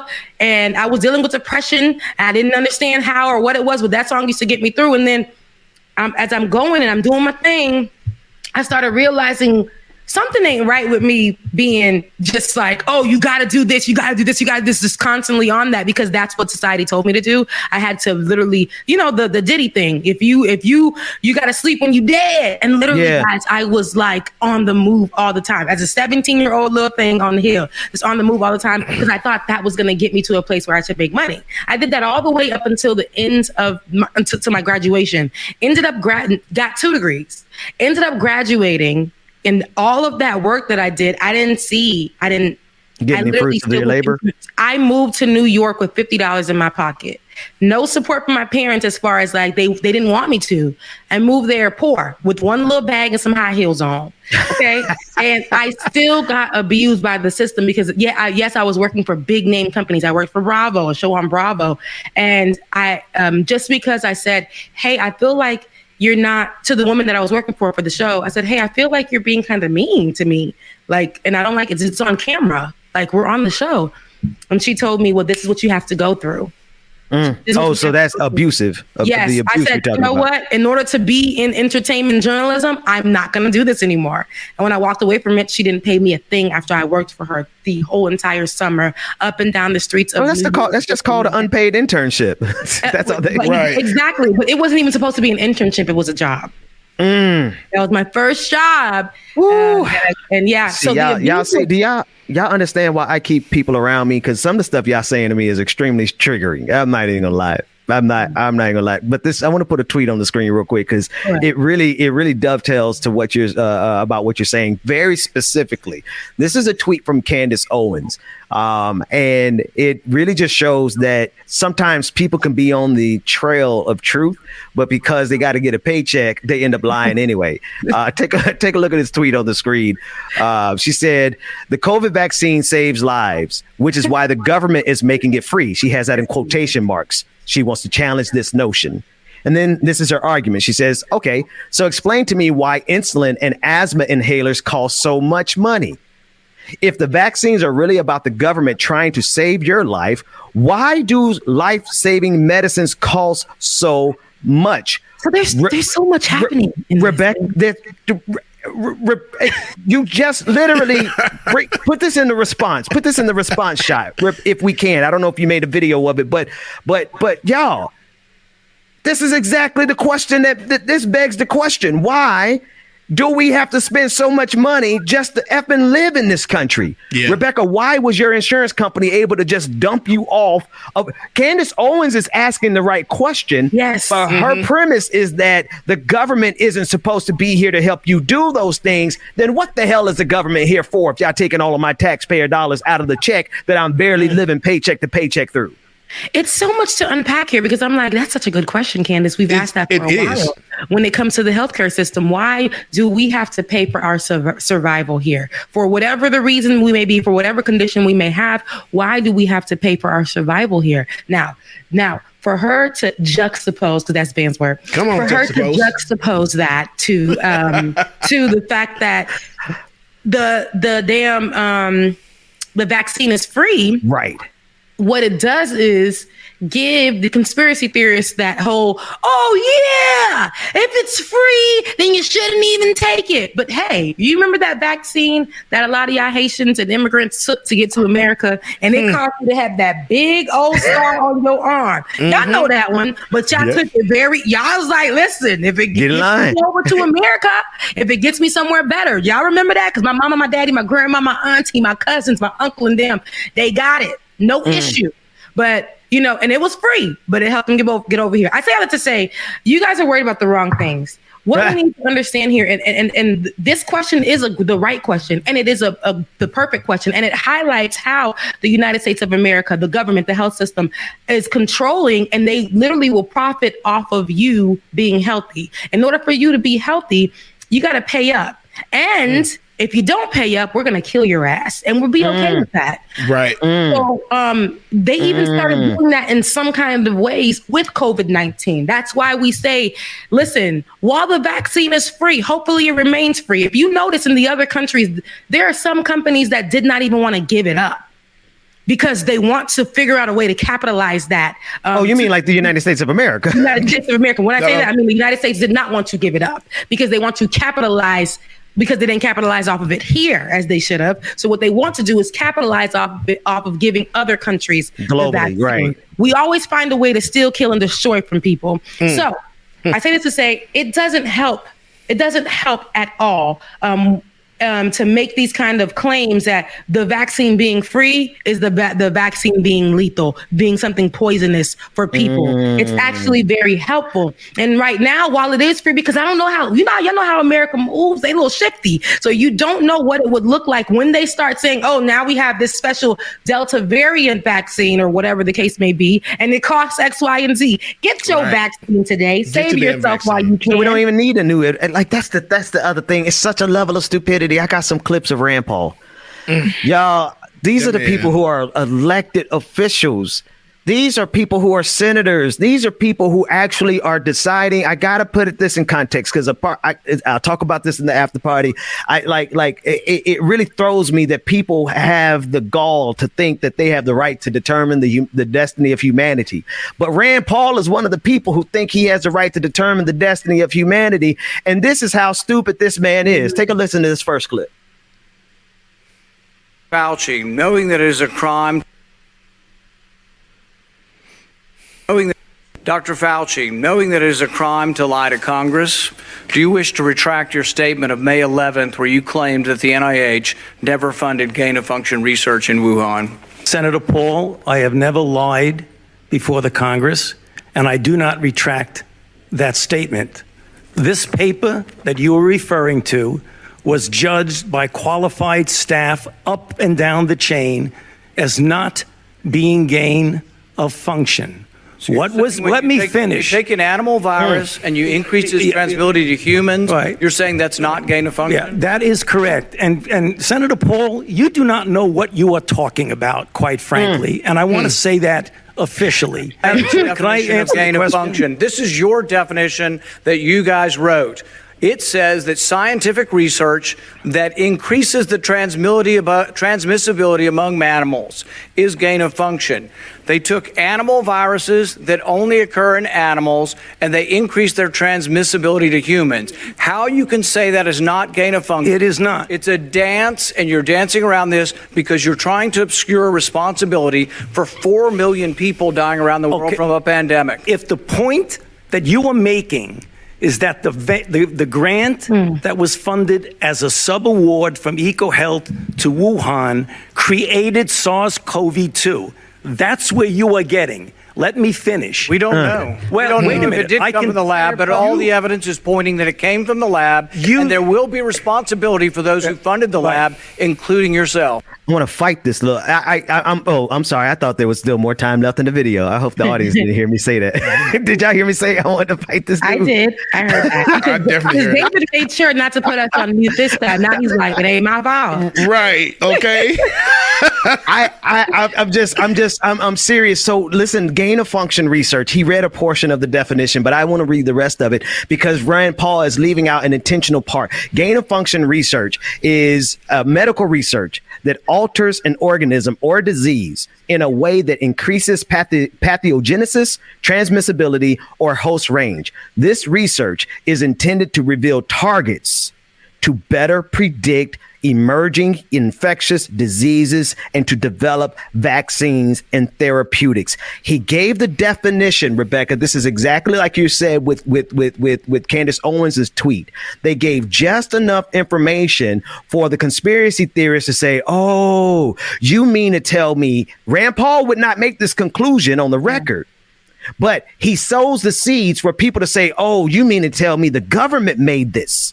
And then he fuels it by saying, you're going to be held accountable, Anthony Fauci. But he intentionally leaves off the last part, which is this research is intended to reveal targets to better predict emerging infectious diseases and to develop vaccines and therapeutics. So gain of function research is designed to help us to get ahead of all of the future pandemics. That's the best way I can describe it. Rand Paul is a scientist and he knows this, but he's playing games with everyone because of politics and he's getting people killed. Rebecca. All I gotta say is I don't like that. No, all I have to say is that Rand Paul, like you said, Ben, I didn't know Rand Paul was a scientist. I really just know. He's an eye doctor, but you know. He's an eye doctor. I mean, come on. I mean, he is well versed. He is well versed in the. Yeah, he knows something medically. He does. Scientific method and falsification. Yeah. He's an eye doctor, but he can't see the truth. So. Fauci literally is laying it out on the line for him, like, just like, hey, you know better, bruh. And you know what you're saying is not the truth. You don't know what you're talking about. Fauci, to me, is sick and he's tired. Now, there were a lot of times that I felt like he should have grabbed the mic from former President Donald Trump and from other people who sat in front of him, dismissed everything that man said. I think he's just tired at this point. And now it's just like, my boy, Rand. My boy. Mr. Paul, you wrong. And I'm about sick and tired of all of y'all. You see how he started pointing? You're wrong. You know what? I'm sick. Y'all know what he did? And he got wet right? F you. You do. Looking at him and I was like, you. You're cool. He's feeling it.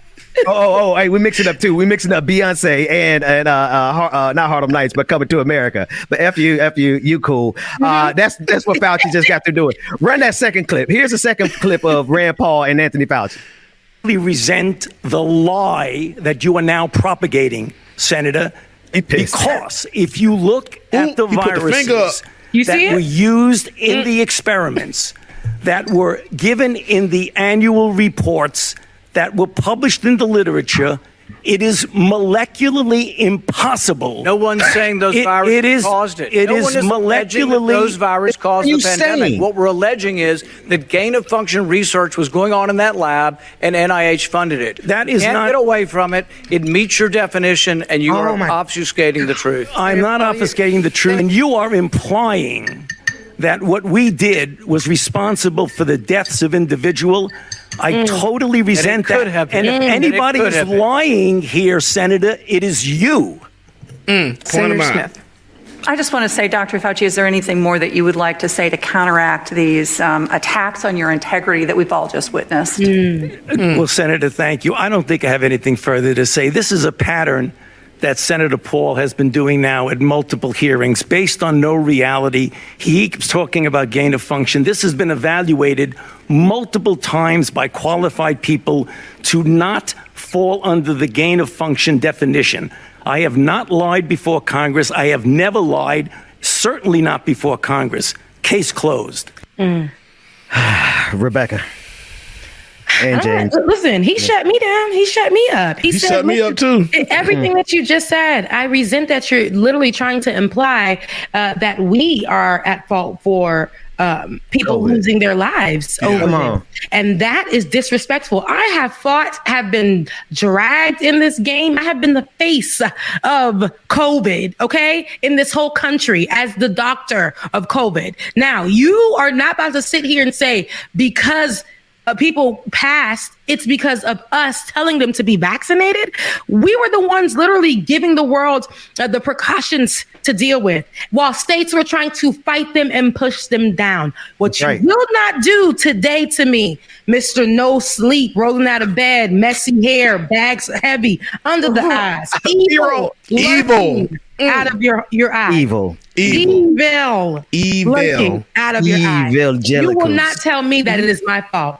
But you need to look at your colleagues and your peers and the governor, like the governor of Texas, whatever his name is. Greg Abbott. And then the other boy, the other man. Which one? That went in. Senator Ted Cruz. Senator Ted Cruz and Governor Greg Abbott. Look at your partners in them. Look at DeSantis out in Florida and what they were fighting. Check those numbers out. Go up to New York and look how they were hiding those numbers. If you're going to point those fingers, it was because you guys were acting like COVID wasn't a thing. And it turns out people died because it really is. And you know what? I always wonder, I'm like, Fauci has been around and been doing this for a long time. And it was a key part even in the AIDS pandemic. And I'm sure that he didn't even have to go through any of this. Wow. Because right now, they're just like, this makes no sense. You're basically accusing him and his people of killing millions of people around the world. In a nutshell is what you're doing. I want to, what is today? Today is Wednesday, y'all. I want to keep the stream open for the public, if that's okay with y'all. But we're only going to do that if y'all, we normally, I have one more clip. We normally make you become a patron to get the after party, but we want to keep it open because we got a lot of good content to keep going. But I to cover, I got to say this about Rand Paul. And I want to say it after we play this last clip. Here's the last clip of the exchange between he and Rand Paul, Fauci and Rand Paul. Mm-hmm. Senator Paul, a majority of the med students here today have a comprehensive exam tomorrow. Just wondering if you have any last minute advice. Actually, I do. I'll tell you this, I never ever cheated, and I don't condone cheating, but I would sometimes spread misinformation. So, and this is a great tactic. Misinformation can be very important. So one time we were in the library and we were studying for a path test, and so we just started spreading the rumor that we knew what was on the test, and it was definitely all about liver. Everything, there's going to be a vast majority of questions all about liver. So we tried to trick all of our competing students into overstudying for the liver and not studying for the kidney and every other organ that's on there. But so that's my advice. Misinformation works. So try to trick your opponents into knowing that the test is about something it's not. So he should have been on that the ship yesterday with the other dick. with Amazon. Listen, do we have those? Wait, no, we're not had the conversation yet. We've had a piece of it, but I got that clip. And I got that. But what that man just said, and that's a good one. That's a good one, Bubba. What that man just said just now, you guys, pay clear attention. Yeah, pay attention. Pay clear attention. Misinformation is a problem. I need that to understand that. And there is no benefit in spreading misinformation, especially when you're somebody who is so empowered and you can literally say one thing and the sea of people who follow you and believe you will drink that Kool-Aid. This is a senator. Will die. Yes. They will die because Rand Paul is sitting here. He sits before those people and he speaks, right? When he's in the office and he's and he's in that conservative environment and he's fighting for America and he's fighting for the people, and everything that he does well. And he puts the blame, the COVID deaths on the fact that they're the one person who has been fighting in that particular space for people to sit their asses down, cover up their faces, stay home. Yeah. Get vaccinated. You blame him and you say to Dr. Fauci that he and everybody that supports him is the cause of the death of COVID. That's the problem. But yet you sit here in front of this relaxed crowd and you make a joke about misinformation. You need to believe that man as he spoke, the way that he spoke. You need to believe him. Believe him. Misinformation and the fact that he is so proud of sharing it and saying that there's a benefit to it. There's a benefit to it. It's all a part of the plan. Come on, somebody.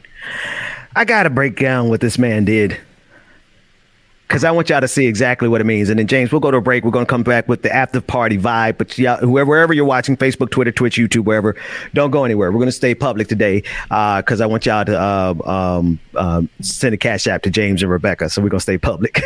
But I got to say this, y'all. Rand Paul, what he did not say, what he stopped short of saying in that clip, is that the results of his actions meant that he caused other students to fail or to perform lower than they normally would because of his misinformation. The question, we got to play the clip again. I didn't introduce it right the last time, but I got to introduce it again. I want y'all to listen as he explains his success. Rand Paul's success is based on being able to make other people perform worse through misinformation. Take a listen to this clip one more time. Senator Paul, a majority of the med students here today have a comprehensive exam tomorrow. Just wondering if you have any last minute advice. Actually, I do. I'll tell you this, I never ever cheated, and I don't condone cheating, but I would sometimes spread misinformation. So, and this is a great tactic. Misinformation can be very important. So one time we were in the library and we were studying for a path test. And so we just started spreading the rumor that we knew what was on the test, and it was definitely all about liver. Everything, there's going to be a vast majority of questions all about liver. So we tried to trick all of our competing students into overstudying for the liver and not studying for the kidney and every other organ that's on there. But so that's my advice. Misinformation works. So try to trick your opponents into knowing that the test is about something it's not. Trick your opponents into thinking the test is about something that it's not. This is from a 2013 speech at the University of Kentucky, and it is at the Benjamin Rush Institute. In response to advice on medical students having to perform on a test, he said, spread information to your opponents so that they can perform worse. And what does that do? That means all he has to do is just do a general, mediocre, white supremacist job of studying. But because he actively made sure that other people got misinformation and they studied the wrong thing, that means instead of them getting an A, they got a C. And that made his B look amazing. That's how America has always worked in this country. Absolutely. James, I don't care if this clip was from 2005, 2000. Right. What happens is your mess will always come back and haunt you in the behind. But this is what he's doing with COVID-19. This is what I'm saying. Yeah. It aged beautifully. It aged like fine wine, because what happened was when it circled back, we were able to say, and the thing is, what is trending right now? COVID and misinformation. That is the trend right now. And you talking about misinforming people back in 2013. Now this is his moment. The misinformation gang today in 2021. Come on, somebody. It don't get no better than that. This is Rand Paul's moment. He admitted in 2013 his entire life has been built off of misinformation. That's the only way he's been able to achieve anything in his life, because he was mediocre and he could not keep up with the competition. So he had to spread misinformation so that his competition will perform worse. And he's doing that with COVID-19. Republicans know that they are responsible for the 630,000 people who are dead from COVID-19. So instead of facing the reality of their sociopathy, they are now trying to blame, through misinformation, Anthony Fauci and gain of function research, because they know their supporters, conservatives, are too dumb to just go to Wikipedia and understand that gain of function research is intended and designed to help us to get ahead of the next pandemic. But because of the pandemic of stupidity and misinformation from people like Rand Paul, we got 630,000 people dead in the United States of America. James, take us to a break, man. When we come back, we're gonna talk about these dicks that flew to space yesterday. Dicks. Hey, man, thank y'all so much again for staying tuned and rocking with us. I want to read a few things here, so make sure y'all stay tuned. And shout out to all of the love that we're receiving via Cash App, y'all. We greatly appreciate it. Again, $ Becca's Voice and $ DJ X3C. Let's see what we can get read here. I got a few things to read.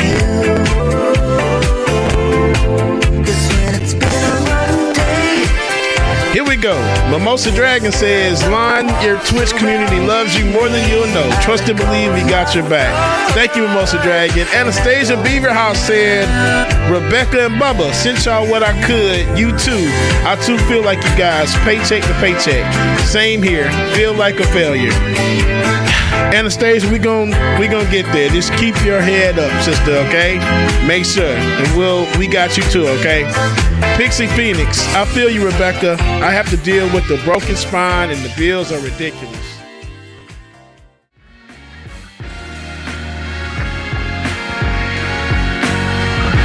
Baby, I'm falling for you. And what I would do for you to love me too. Ooh, baby, I'm falling for you. Thank you for not getting me stuff in my face, David. Okay, so let's do this. I have a feeling we're going to need to actually go to the after party, folks. No, we're not going to need to go to the after party. I think We just have to fix those words, Ben. We're just Ben. You don't Ben. Because my mama is watching. Y'all crazy. Yeah, wow. Okay. I ain't gonna get me in trouble. We are not. It's okay. Mama knows that you a grown man with kids. How your kids out here? We didn't drop the D already earlier, so it's okay. Yeah. Well, you know what? My kids are watching now because we're in transition. My wife is getting ready to go do her thing, and now the kids are, the after party is fair game. They might be running in here. So my kids are watching. So do we need to go? Okay. No, because I'm gonna say, because if I need to close the door, walk to the door and stare at you. No, I'm gonna cut the YouTube stream off so that anyway. All right. Let's go. Listen, we are watching this penis erectile dysfunction flight to space of Jeff Bezos, which is the greatest statement of overcompensating for a shortfall in a certain category. Jeff Bezos spent good money to go take a trip because he's that rich. And he thanked. I know we played it at the beginning of the show, but I want to play it again because I think it's insult to injury. As much as I love space, the final frontier, as much as I dream of us going further in space than you can even imagine, I don't think we can get there through capitalism. Listen as he thanks employees and customers of Amazon. So I want to thank every Amazon employee and every Amazon customer because you guys paid for all of this. So seriously, for every Amazon customer out there and every Amazon employee, thank you from the bottom of my heart very much. It's very appreciated. I'm about to send all my stuff back to Amazon and say, I need my money back. Well, Bubba, no, you're not. But still, I'm hating ass. I'm hating. If I could literally disconnect myself, because that to me is the most patronizing statement. Yes. Ever. Especially being that most of 2020, a lot of people, workers for Amazon, spent 2020. And if you're Black, you spent it protesting about George Floyd, about Breonna Taylor. You spent it trying to protect yourself at the same time when it came to COVID, because at that time we didn't know what the disparities were like for Black and white folks when it came to getting any kind of care during the beginning of COVID-19. And then the ones who worked as employees for this man, for Jeff Bezos, under Amazon, were being abused. And the ones who decided to walk out and protest, they spent most of their 2020 protesting against the richest man, what, in the world?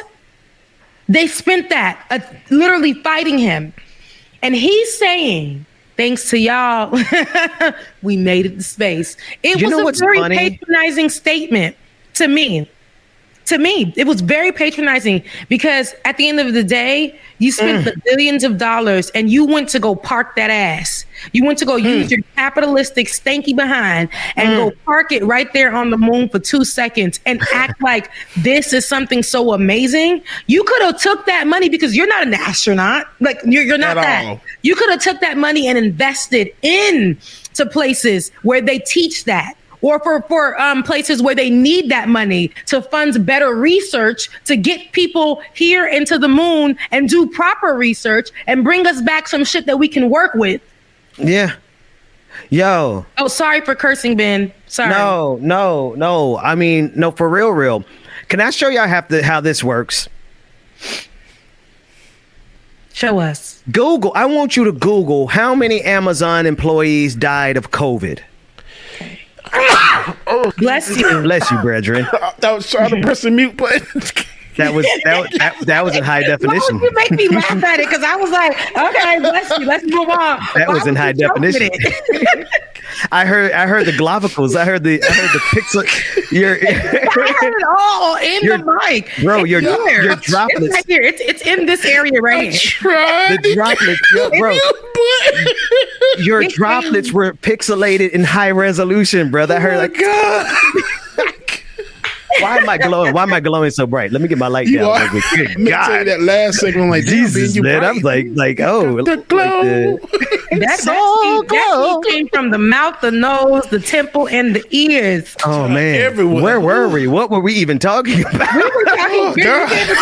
Babe, you were doing your whole tap moment. You were giving us an assignment, and I was. Oh yes, right. You. I need everybody to Google how many Amazon employees died of COVID.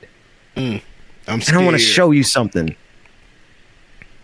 Can anybody get me a total of how many Amazon people died? Because the last thing I see on this was from October and May of 2020, when they say nearly 20,000 Amazon employees contracted COVID-19. And the reason they contracted COVID-19 was because they had to continue working in Jeff Bezos's warehouses as essential workers during the pandemic, making him, somebody else Google for me, how much did Jeff Bezos make during the pandemic?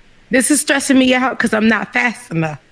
Somebody in the audience can do it. How much did Jeff Bezos make? Like the kid in the classroom and the teacher tells us to do something and I'm trying to go fast and I'm slow. David gave the number. David said 19,000. Yeah. But watch what you don't see. A couple things. Number one, what you do not see is the number of people, not on the front page. I'm sure if you go to page 5 or 6, you probably find the exact number of people who have died from COVID-19 because they contracted it at Amazon, because they had to continue working on behalf of Jeff Bezos so that he could go fly to the moon and back for 2 seconds, like you said. I know he didn't fly to the moon, folks. We're being bombastic here. But the point is that after that question was asked, I don't see any more reporting. How many people have contracted COVID-19 at Amazon, period? The problem is that Jeff Bezos owns the Washington Post. Jeff Bezos owns Amazon. I mean, he owns all of the biggest institutions in this country. And if he doesn't want us talking about how he paid for that trip to the moon, which was with the blood of employees who died as essential workers, and then he thanked you. Yeah, I think play the clip of him again thanking the employees who died so that he could go to the tip of space. Every Amazon employee and every Amazon customer, because you guys paid for all of this. Yeah, stop it right there. Stop it right seriously, there. You see, no, but the first thing that everybody did, Ben, I think he was essentially saying that I used your blood. I used your blood, sweat, your tears. And I used that to go to the moon. I used that to go to space. I used that to do something that I wanted to do my whole childhood. I used that to just go and build this rocket ship. All right. And just go out there and do what I needed to do. He literally, to me, is saying that, and even the audience picked up and laughed. Do you think that was supposed to be a funny moment?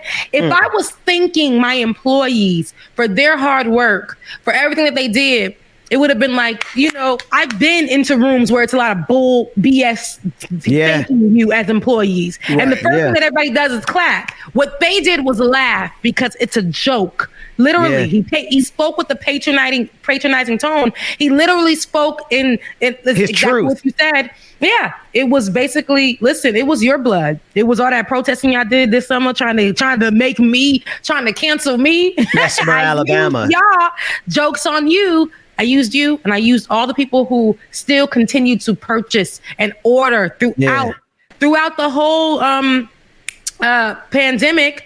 And it was because of all y'all who try to fight me online and try to cancel me. I did what I did. I didn't even use the old money. I used the new money. The new money. He went to space with the money Wow made him during the pandemic. Just the pandemic. How much did he make? Somebody get me the number. How much did Jeff Bezos make during the pandemic? This man makes as much money as you do in 11 seconds, and we high-fiving this dude. How much did he? Why? To come and buy, to come to our neighborhoods? There's like 8 Amazon warehouses within driving distance of me, and that's before I even get to the highway. Yeah. Yeah. Yep. You see them gray trucks everywhere. You see them just driving by. You're like, where they all coming from? And when I go home to my mother's house, you see, I didn't even know that they put one there. And I told you guys about this. The whole hood, all the boys on the block, they all like, hey, man, I work for Amazon. I'm like, when did you guys get a job from Amazon? Oh, you ain't see they right up the street right here on Belvedere? And then I get there and I see all of them coming out at the same time every day to go and don't even know that they're doing this, to go and do the masses work. They literally go out there every day. And at first they loved it. So I talked to my cousin. I said, well, how are you still enjoying Amazon? You know what he told me? He said, it's ridiculous because now it's becoming very like, they're ordering everything I do. I used to have a way that I do things and get them done early so I can go home. They don't like the fact that we made the system easier. So now they're making it harder for us. And I was like, sounds about right. Yeah. And that's funny, Rebecca, because that's in Florida, right? Yeah. I have a friend in Tennessee says the exact same thing. Yeah. Oh, I know people up in Boston. All the Amazon warehouses right there. So you mean to tell me how they treating you in Mississippi and in Florida and Tennessee and they're everywhere. Yeah. And y'all want us to be excited about this man? What do you think he's going to space for? To get away from labor, to get away from his employees. While they still stay here. Listen, if they figure, you guys don't see it, this is trending now. Here's my conspiracist thoughts.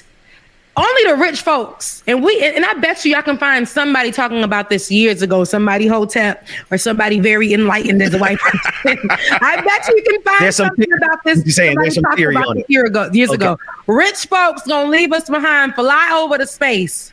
They're gonna fly into space and they're gonna find how they can live there, come back, pack their whole families up, and go to space, and they're going to have some kind of program that only the elite, and if you are not elite, you got to work hard enough to get on that train and make it, because everybody else, you're going to be on Earth. What is it called, James? It's called Elysium. It's a movie where they went into space, they built a colony, like a little space station, artificial gravity, artificial sun, everything, and only the elite can get up there.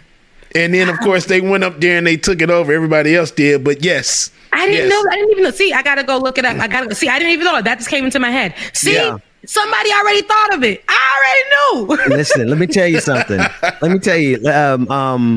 I'm doing my best to not drop the N-word anymore because our dear beloved brother Mac has been schooling me, but this thing got me hot enough. Like, do y'all understand that these they are taking our labor and our consumption, folks.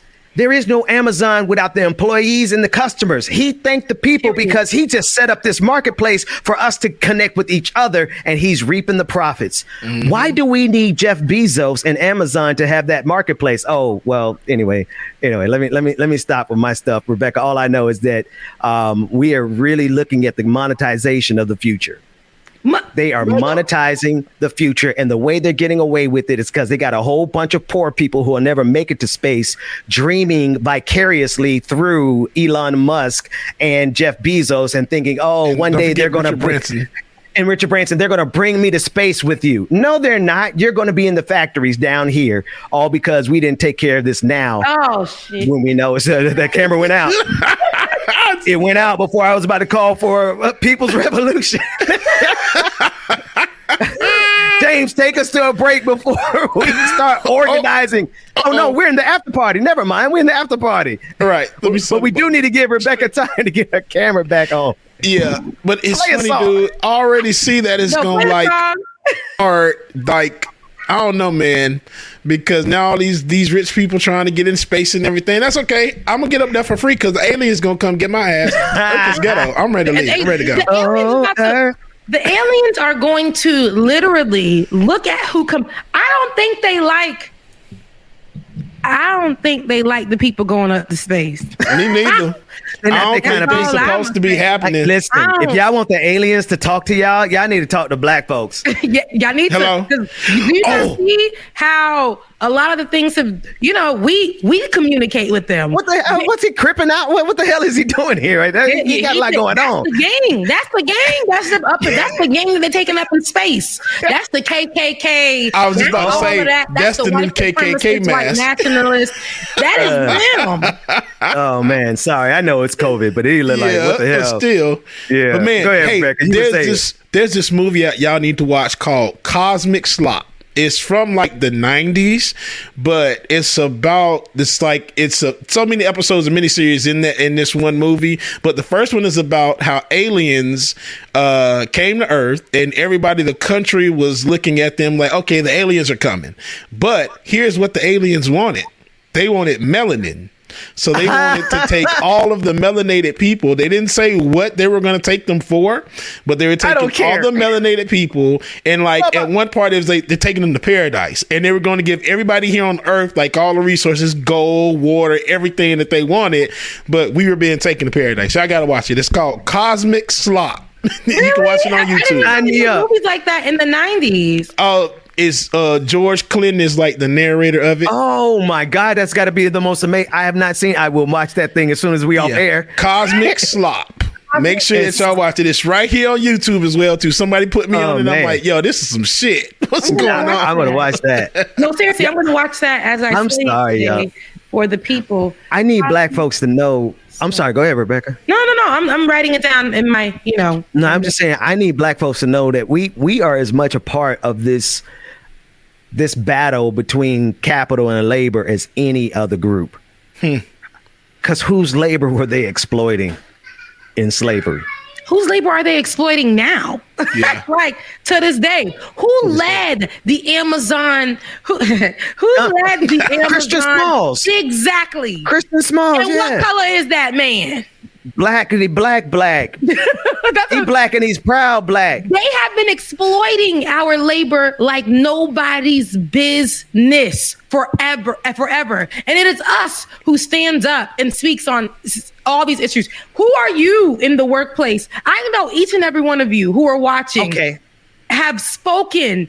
All of us in our workplace, and I've told you guys have heard me time and time again, where I've said these people are literally okay with exploiting our work. Yes. And who's the one who speaks up and says, well, now, hold on. It's a black person. Wait a second. It's a black woman. And I was going to say that, Ben. And most times, it's a black woman. Now, I can honestly say that I had to be the one, as my colleagues were shifty in their chairs, to be vocal about, hey, what you're not going to do is exploit us. And you're not going to tell us that it's okay for us to be robots and slaves for this company while we lose time on building with our kids. Yes. Excuse me, on building with ourselves, on our mental health. You're not going to say that's okay. So please give me something else to work with. Everybody was like, all the black women, what she said, because that's not right. It ain't right. That's right. Somebody got to be the Messiah in the room. Somebody got to step up. And it's black folks who be stepping up because we understand the exploitative nature of this country. Right. Y'all put y'all children in labor camps. Mm-hmm. Y'all had to create laws to prevent you from exploiting your children for your and then you stole, and you did that because you couldn't exploit us anymore. Mm-hmm. And now we're at the final end of this. Where now you've exploited mankind to now you got to go to space. Yeah. And you want us to celebrate that with you? No, you have been trying to go to space and represent humanity when you've had your boot on the neck of humanity, and it just don't work like that. Look at him. There is not a this is why I say what I say. Let me tell you something. Yesterday, I know we spoke about this. When it comes to being broke, there's levels to this thing. What I know, I told you this, Ben, in a personal conversation. Being broke is one thing, right? And we're just barely making it. Okay. Right. Like we're paying our bills, and some of us have a little bit money left over until the next paycheck to get groceries. We get creative. We make it happen. And groceries and gas. So I'll say this. Being broke and not having is one thing, but when you got money and you just got money, buku money, you can pick your stress and your struggle. That's right. Some I remember people, that. it's too much for them. When it's a mental struggle, and that kind of is reaching, because some people, money is not enough when it comes to your mental struggle. But if you can control your mental struggle, it's just the outside struggle, man. I can't pay no bills, man. Yeah. I don't like this group of people that I'm working with, man. Damn, like I don't like where I'm living because they're racist, man. You can pick. You can pick your battles. You can pick your struggles. Now, you don't see what people are doing randomly, getting up one week and saying, I want to fly to the moon. It's been my childhood dream to fly to the moon. And all of a sudden, a week later, you're flying to it's not literally a week, but we'll say he just told us like a month or two ago that he wanted to go there. We're here. He made so much money that he built some crap. How much did he make during the pandemic? $70 billion, Rebecca. He said he made $70 billion. If I read that correctly, David, if I didn't, shout in my ear. But it looks like he made $70 billion during the last 18 months of the pandemic. Go ahead, Rebecca. No, that's it. He spent billions on this space trip. I didn't say trillions. I literally just read an article that this man he spent billions on this trip. For his own personal grandeur. Y'all. Who did it help? Did it help? Hey, Ben, did it help you? Bubba, did it help you in any way, shape, or form? But did you spend and did you purchase? I'm not trying to call nobody out because I know I did. I spent and I purchased from Amazon. I did. And because, you know what? Because it helped me, right? It did. But there were times I'm like, damn, I can't, because my poor ass can't afford to actually go get what I needed to get from the store. It was cheaper on Amazon, and I'm on somebody else's Prime, so it came to my house for free, and it was contactless. Listen, he makes it accessible for us to literally sell our souls to the devil. When we're poor, we have to choose Walmart. We can't choose our struggle like they can. We can't choose what makes us money when we don't have enough, and that's what they throw in your face. If he was really so serious about helping people, helping his employees, he would take that money that he did to use to go, like I said, and use it for people who actually are astronauts, people who are studying this stuff. Correction. Go ahead. Correction. I don't mean to interrupt you, Rebecca, but it's 86 billion, not 70. Ooh. 86 billion. My bad. $86 billion, bro. Something just shot up in my shanana. $86 billion. 86 billion. How many plane got to look at it, Dick?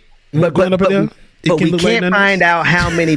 But we cannot find out how many Amazon employees died because they worked those shifts and did not get to go work from home. They did not get any of the benefits, and that's why they were organizing in Bessemer, Alabama. That's why the Black women, Rebecca, were organizing in Bessemer, Alabama, trying to unionize Amazon. But because he made so much money, he's able to not only buy politicians, Jeff Bezos, he's able to buy the news. Because I'm going to challenge, I need somebody, can somebody tell us how many Amazon employees died while this man made $86 billion, so much money that he could just up on a Friday and say, you know what, I think I want to go to the moon. Did he? Sorry. Did he go and I still have one more clip.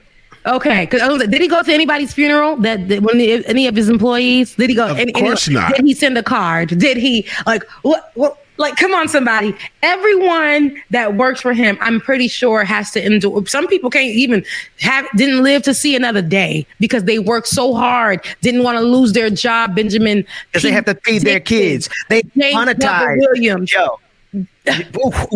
Y'all better get me off the screen because I'm gonna tell you the truth. They got you afraid of us seizing the means of production, but they've seized the means of our survival. Hello. They have monetized our survival. Because we have no choice but to go out here and work in this pandemic. People paid with their life because they had to pay for their children's food and rent. And y'all want us to celebrate this man going to the moon? I know he went to space. We're being bombastic here, but that's how much money he made. $86 billion in the pandemic. And let me show you how they want to think of Black people. They're going to vilify anybody who fights for liberation. Right now, they're all lined up against Nina Turner. Every one of them are lined up against Nina Turner in the 11th district of Cleveland, of Ohio. Everybody's trying to stop that particular Black woman from getting elected to Congress. But they want to think of you as a good little Negro who is out there. Every good little Negro who's out there watching Jeff Bezos fly to the moon is a good little Negro that we don't have on the side of the road shooting people. Play that clip. People will criticize what I'm about to say. The young man sitting there, excited as he was, that's one less black kid on a corner getting ready to use a weapon. What? Hey. Can I go?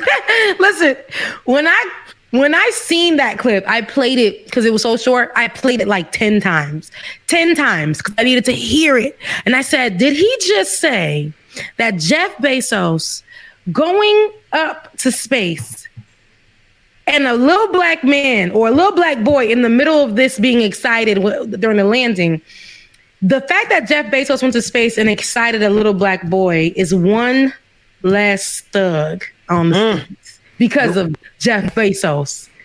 Play that again, David, with sound, please. Yeah, let's. People will criticize what I'm about to say. The young man sitting there, excited as he was, that's one less black kid on a corner somewhere getting ready to use a weapon. People will criticize what I'm about to say. The young man sitting there, excited as he was, that's one less black kid on a corner somewhere getting ready to use a weapon. One more time. People will criticize what I'm about to say. The young man sitting there, excited as he was, that's one less black kid on a corner somewhere getting ready to use a weapon. All right, mute it, man, mute it. Who is this Uncle Ruckus ass motherfucker? No, he's definitely an Uncle Ruckus. Honestly, this actually, I can't even ride him out. Like I can't. I'm Charlie Bolden. Hey, Charlie. It angers me. Charlie Bolden. It angers me that he sat here and look at Gail. I want to know what Gail said after. I wish we had that. Yeah. Because for him to sit here on CBS and sit here on the People Channel and say as a black man that this white man going into space, exciting a black child means that this one less black thug in the streets to cause mischief, to cause issues in the world. Are you kidding me right now? Let me tell you something. So when the cops shoot down a black kid for playing in the streets with a gun, that's exactly what they think too. One less black. Did you not see the comments surrounding those black deaths? One less black person. Because that's what I hear when I hear him saying that. One less black person because of a white savior. The cops are a white savior to this damn United States. Jeff Bezos is a white savior in this damn United States. This is what they're trying to frame that as. I don't have time for it.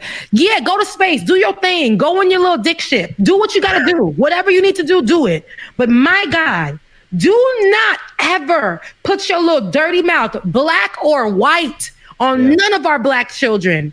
And already put them in the box that America puts them in already. As young thugs or not capable, not smart, not nothing. Don't do that. That is the comfortable lens through which they are accustomed to viewing blackness. It was so That's the narrative. That's the narrative. That's the narrative that actually, and I would love to know what, because she, depending on what day you catch her on, she probably called him and read him for filth.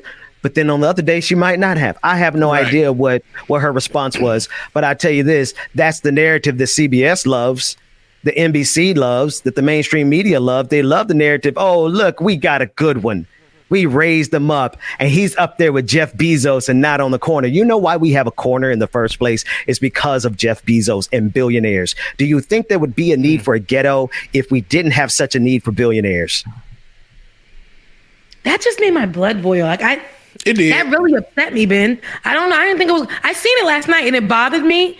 Hearing it again really upsets me because he literally said that kid or black kids are automatically thugs and in the street and killers and drug dealers and just pull your pants up, son. Pull your pants up, son. And for him to even think that somebody was gonna be happy because this white man put his ass up in space on this dick ship, No, bro, you ain't even go in space fully. It's one thing if you went in space, hit the moon, and did some other shit. You went to the top edge of space, and you came back down. But you see what the world does with that, though, honey. What the world does with that, because he's a billionaire, what the world does with that, they will literally over-exaggerate every single thing that he does and says, wow, this man went to space, touched the air in space, and came right back. But the severity of people who actually study this thing, who really study space, aeronautics, whatever the word is, but the astronauts, all of them, the people who actually do this thing, the danger, how dangerous it is to actually go to space, just to even go up in there and come back and land. I'm sorry. I got it now. I know why the ship looks like a dick. He went up in space. He just put the tip in. Shout out to Mara. Mara said that in the chat room. That was really good, though. This is why it's the after party. That was really good. But that was good. Rebecca, you're saying these people have put their life. This is what is life and death for one group is a game for billionaires. Yes. Mm-hmm. That's what I heard you say if I was that's listening. Exactly what I said, Ben. Thank you so much for interpreting for me. But that's exactly what I said. That's it. Because I don't believe that they understand. Look, I don't know why it's so easy for him just in a few months. Literally, he just told us. And then he may have been working on this for a while. Because he owns the company. That's why it's so easy. Exactly. He just told us, hey, because if I was a kid, I want to go into space. And then boom, he went. But we have heard, I remember the first time when we saw when we used to go outside, as kids and watch them launch into space, you saw what happened. Yeah. One of them never landed correctly. Mm-hmm. It was a scary moment for everyone because it's the seriousness in it. And this I'm thinking. I thought you meant like Challenger because I grew up. One of my first memories is the Space Challenger blowing up. Yeah, absolutely. And then. That's why every time after that, anytime they were going and launching into space and we would be so scared. Like, God, please let it go up. Let it go up safely, God. Like, let it go up safely. We've heard about what happened before. Let it go up safely. And here it is, how easily and accessible for somebody to just go up for fun when there are people who are actually studying this and want to know more about it and how it can help people down here, or how us knowing what's going on up there and how it affects our atmosphere here and how we can fix it. There are so many things, but you just went up there for fun. What was your reason? And that was to call yourself an astronaut. You ain't no goddamn astronaut. You train for 14 hours. You're not an astronaut. You're not an astronaut. You're rich. That's all. You're not an astronaut. You're an ass. Thank you, Rebecca. Here's the guy who said that clip, and I want to play that guy again, Charles Bolden Jr. He is a retired U.S. State Marine Corps Major General and a former astronaut who flew 4 space shuttle missions. He's a 1968 graduate of the United States Naval Academy and is a former NASA administrator. Wow. And so, guys, sometimes the deepest blow comes from your own. Yeah. But the best thing that he could observe in the moment of his triumphant epiphany, that grand moment in the aftermath of this realization of commercial space flight on behalf of billionaires, this is what Charles Bolden had to say about black youth. People will criticize what I'm about to say. The young man sitting there, excited as he was, that's one less black kid on a corner somewhere getting ready to use a weapon. Now I'm going to do the rare thing of offering this brother an extension of good faith to not question him as an individual, his integrity, him as a black man, his black experience, because I can't imagine what it was like to come up and be an astronaut and be to grapple with white supremacy. But that's exactly what has happened. There's a group of black leadership, and their reaction to white supremacy has been one of respectability politics.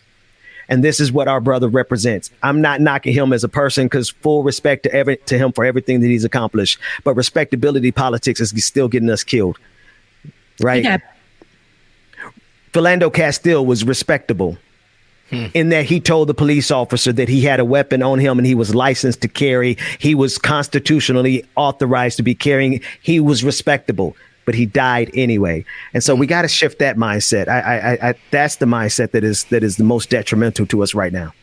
He got paid to say it. And I respect everything you just said, Ben, 100%. That's a big point, literally. We know for sure he got paid to say it. Well, no, now let me just say this right here. Anybody with, especially you breaking it down like you did, as a Black man who literally is coming up, and I'm pretty sure as a minority, the only one, and I'm pretty sure he had to go through a lot of challenges as a Black man coming up in this particular in anything that has to do with working in space. We've seen the movie where women who were trying to work in that atmosphere. Hidden Figures. Yes, and Katherine Johnson. So much going on with that, and disrespect going on with that for years. Now, what I needed to understand is, even regardless of all of that, you're sitting before somebody and the first thing that you say isn't, wow, the innovation and how we got here or whatever, but what you say or the point that you make, and you knew before you said it, as my best friend pointed out, you knew before you said it that it was wrong. You literally said, I'm going to get criticism for this. Yes. So you already knew. You knew it was wrong, but you let it come out of your mouth. And you did it on behalf of a billionaire, which tells me you saying that made you better get paid for it.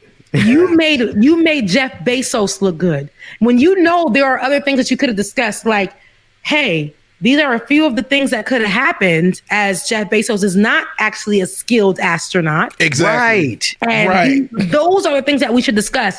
This should not be something that everybody just goes and tries just because. There are requirements. This needs to be done. That could have easily been the context of the conversation. A Black kid. And I'm telling you, who was the one that led the fight against Jeff Bezos? Christian Smalls, a Black man. Okay, so all of it to me, look, my conspiracy, hey, where my hat at?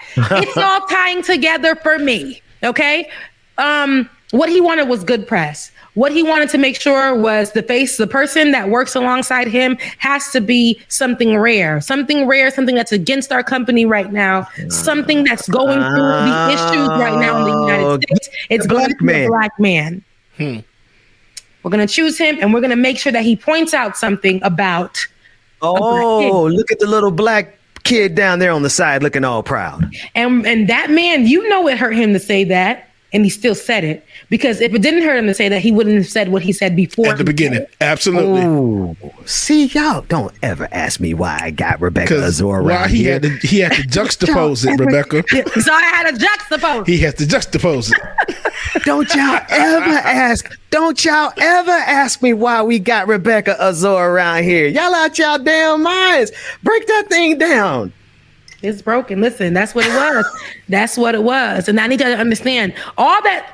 Anytime that you've seen me, if you pull up any videos from my past, when I first started working in politics, those white people literally told me what to say. And you know what happened after they told me what to say? I got a check. When it came to... All jokes aside, I apologize. I don't know the context. But he just gave $100 million to Van Jones, a Black man. I saw somebody just said that. In my shanana, because when it's white, it's your shanana. In my shanana, you guys, That's the colonized version of shanana. I was like, excuse me. Van Jones is under fire still from him saying what he said, from him partnering with Donald Trump and trying to give reason for him partnering and standing near Donald Trump and saying that if we work with Donald Trump, and be the Black voice for Donald Trump, there's something that we can get from it. But also the same man who listen, money will make people do crazy things. My check was literally not even 1% of probably what these boys got paid. Okay? Not even 0.1%. They pay my bills, but I had to come to a place after a while. I understand my voice. You will not monetize on my voice. My voice is not for sale, and I'm gonna have to pick and choose at this particular moment how I move, because now I see that I'm doing everything that you guys want me to do, and I'm actually speaking a lot of satire when there's some real shit going on in the world. My people are being gunned down. Are you not seeing this? My people are being gunned down. Wait a minute, Rebecca, because I got lost in a little bit of that too, but you were talking about your experience as a journalist, and when we met each other, that was the conditions. They would love for us to talk about like what the good stuff that like there are black narratives that this country likes, that white progressives and white liberals and white conservatives like about black people. And one of those narratives is what that guy Charles Bolden Jr. said. Whether he liked it or not, he said that. Rebecca, I'm sorry. Go ahead. No, right there. And I just had to say, so when I see people doing that, trust me, there's something behind it. Nobody's just going to go and shuck and jive for no reason. Right. And not that he probably needed the money, but this is beneficial to him to do so. I stood beside this man. He paying me for it. And the thing that he said before he said it, I'm going to get criticism because he knows the black community. He knows himself as a black man in the space of Arrow, whatever it's called, but he knows himself in that space, and he knows how hard it was for him. He understands that, but he also knows that if he pulls down this storyline for Jeff Bezos will be more likable, more relatable, more understood. When Jeff Bezos sat there, and the first thing that he said to the people was, I want to thank my employees. And the response was laughter. Yes. Because the journalists know what's up. They know what's going on. It tells me all I need to know. Exactly. So journalists tell me, why is it that when I Google how many Amazon employees have died of COVID-19, the last thing I see is a report from 2020 telling me how many got infected with COVID-19, because that also suggests to me, Rebecca, this is my speculation here, that the reason I can't find that out easily is because Jeff Bezos actually has enough money to go to space. So he has enough money to stop y'all from reporting on it, especially when he owns the Washington Post. Wow. He owns what? That's why Washington Post been a little off lately. I've been saying, like, y'all not hitting the marks. You're not doing what needs to be done. There's a lot of stories that the way that you guys are, I don't like it. The same thing that we saw, a lot of these people, the Bloomberg press, like, we know that they can control, because they're billionaires. Right. They can control the way they want these to move, even though they'll keep it for maybe like a week or two when we start looking at it and saying, hey, the Bloomberg is not doing what it needs to do. Oh, hey, Washington Post is being one-sided about this. Hey, the New York Times. Remember when everybody online was like, the New York, if y'all do one more headline that's on the side of Donald Trump. Yes, from the perspective, right. Remember? Every week it was an article about, well, what do you consider from the perspective of this twice removed cousin of an Arkansas voter for Donald Trump? Hey, my opinionated piece, but we're going to make it, this is going to be an opinionated piece, but we're going to literally push it as politics and only politics. And we're going to push this. Everybody would online, especially the journalists, would tear those articles apart. Do you hear me? Now the New York Times are like, okay, there are two sides to every story. Okay, we'll talk about it. We'll try to be unbiased or whatever you call it. Yeah, now they're trying to move in that way. So listen, it's not just by chance that these billionaires could just own all these things. I wish that we could go and be the voice of the people. I wish that we can do journalism correctly. I wish that we can do what needs to be done. No, the control is going to be over with the people with money. So they're going to control your voice too. Mm-hmm. So as we see that they're controlling the press, they're controlling what's being spent, they're controlling what we watch on TV, they're controlling what we drive, they're controlling how we eat, what we consume. You can literally Amazon owns Whole Foods. Exactly. Yeah. You can watch Mr. Bolden and see that they've controlled him. All you got to do is whisper in somebody's ear about some dollar signs. And that's it. I wonder if there's any. We don't need to speculate, but I just say, if you were going to force me at gunpoint to sell out my people with a statement that I know I'm going to get in trouble with, I might do it to the tune of $100 million. and then put out a statement later on like, I didn't mean none of that shit. I just wanted the money. Look, y'all. I know what's happening. I mean, if I had to snag some capital, because here's the thing. I want to Rebecca, you get the last word because we already overtime. You get the last word, but I want to say this. Y'all, why is it that a billionaire gets to own a newspaper, but the people, we ain't got no paper for the people? Why is it that a billionaire can own a marketplace, but we ain't got a marketplace for the people? They can own a space company, but we barely got NASA, barely got nothing for the people. All this stuff that one man is able to buy, it's very intentional. It's because this system is designed exactly to create overlords by the name of oligarchs. And when these people can afford enough money to go to space, and we all, Rebecca, like you taught us, they laughed. The journalists laughed when Jeff Bezos thanked his employees. You know why? Because we all know how Amazon employees are treated. We know about the urine in the bottles because they can't get to bathroom breaks. We know about the safe rooms where they have to go and they get this little claustrophobic closet where it's supposed to be, ambient sounds to make them relax, all because you're driving them to the point of insanity because they are essential workers who created $86 billion worth of wealth for Jeff Bezos, enough money for him to go to space. And the people, we can't even get a post office anymore because we've been tearing that apart piece by piece, giving it away to Amazon. It's just so much. Listen, all of that was being said because it was really good and it's very vital. This will be the last word. But we need to look at all these billionaires and what they do with their money. Yeah. They make it inevitable for us to not use their system. You know why? Because it's everywhere. They own everything. The paper is supposed to be a voice for the people, but it is controlled. And it's not even controlled by people who care about press. It's controlled by people who have money.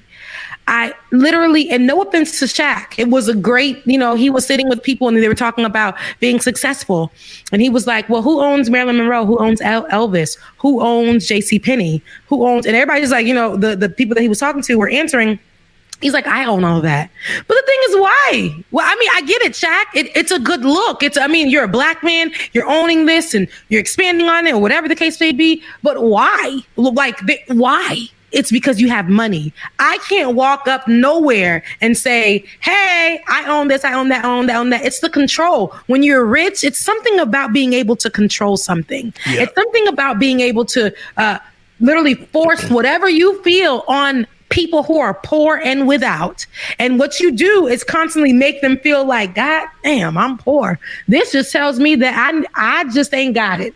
I'm poor as hell. This just reminds me that I'm poor, And I work for this man. I work for a company that makes money off of people not having money. Wow. And the owner literally will be like, every day he's posting up messages and telling us like, hey, be encouraged. We'll be back in the office soon. You just made money off my grandma, not having nothing in her account. And don't play with me. And I have to work for these people. I feel like a traitor, you guys. Every day that I log in, I feel like a traitor. Because this, I know, I do not want to work for a company who abuses people. But just like the people of Amazon who fought this summer, they were like, dang, if I leave this job, I'm not going to have any income to save myself. And it's a system that they built us. They built us to rely on them. Even if you got a little bit of something in your pocket, we still rely on them because what they do is they start owning everything around us. Everything. It's control. I say all I have to say. I love y'all so much. I thank you guys for. I gotta say this. Before you go, Rebecca. As a kid, the revolutionary. Wait. I gotta. Hey, listen. The revolutionary, the righteous, the ratchet, Rebecca. Come on, I love it. I'll take it. I love that. That's me all the way. All day. That's me all the way. What is this? That was cute. That was cute as hell. Well, that's my signal that my kid. It's time for the kids. My kid's been popping up in this video all day morning. There you go. That's what kids about to do to me. I'm out of here, y'all. Rebecca, that was dope. All right, y'all. I love you guys. Thank you guys James, so much appreciate you. Yeah, thank y'all so much. You're doing. The Cash Apps that you're sending, I really appreciate that. Yes, Cash App is absolutely. right there below. Thank you so much. Thank you, Becca's voice. I love you guys so much, for real, though. Thank you guys for your support, your kind of support. Literally all. David, put yours up. David, producer, put yours up on the screen. Where you at, David? Exactly. All we needed was some help, and I was afraid to ask for it, but because look, the spirit led Bubba, and the spirit pushed me. So I'm very thank you guys so much. And I told you, all we got to do is structure it, decency and order. We go pop, now. And I greatly appreciate and it. got us together. Because now it'll be 10 years from now, and people will watch that dope clip you just said, showing how revolutionary you are, and they're gonna be sending you a Cash App in 10 years. In 10 I love years. you guys. Thank me in 10 years. I thank you now, Ben, and I thank the people who are watching who make this possible. Literally, like honestly, thank you. And I'll let you guys know what's up when I go to this next doctor's appointment. Hopefully, it's nothing but good things. I love you. I love Praying you. for you. I love you. Yeah, we speak that. It's done. And David's is DKG87. DKG87. That's David, y'all. Now listen, y'all, but these is reparations. So y'all sent no, I'm joking. It's 11 a.m. Look, it's time to log in. You got a song to play, Bubba? Look, yes, Ty. It's gonna be real quick because my boss about to call me like any minute right now. Oh Lord. I love you guys. My kids have infiltrated the room. That means we'll see y'all tomorrow. Right. Love y'all, mean it. We'll see y'all. You and me.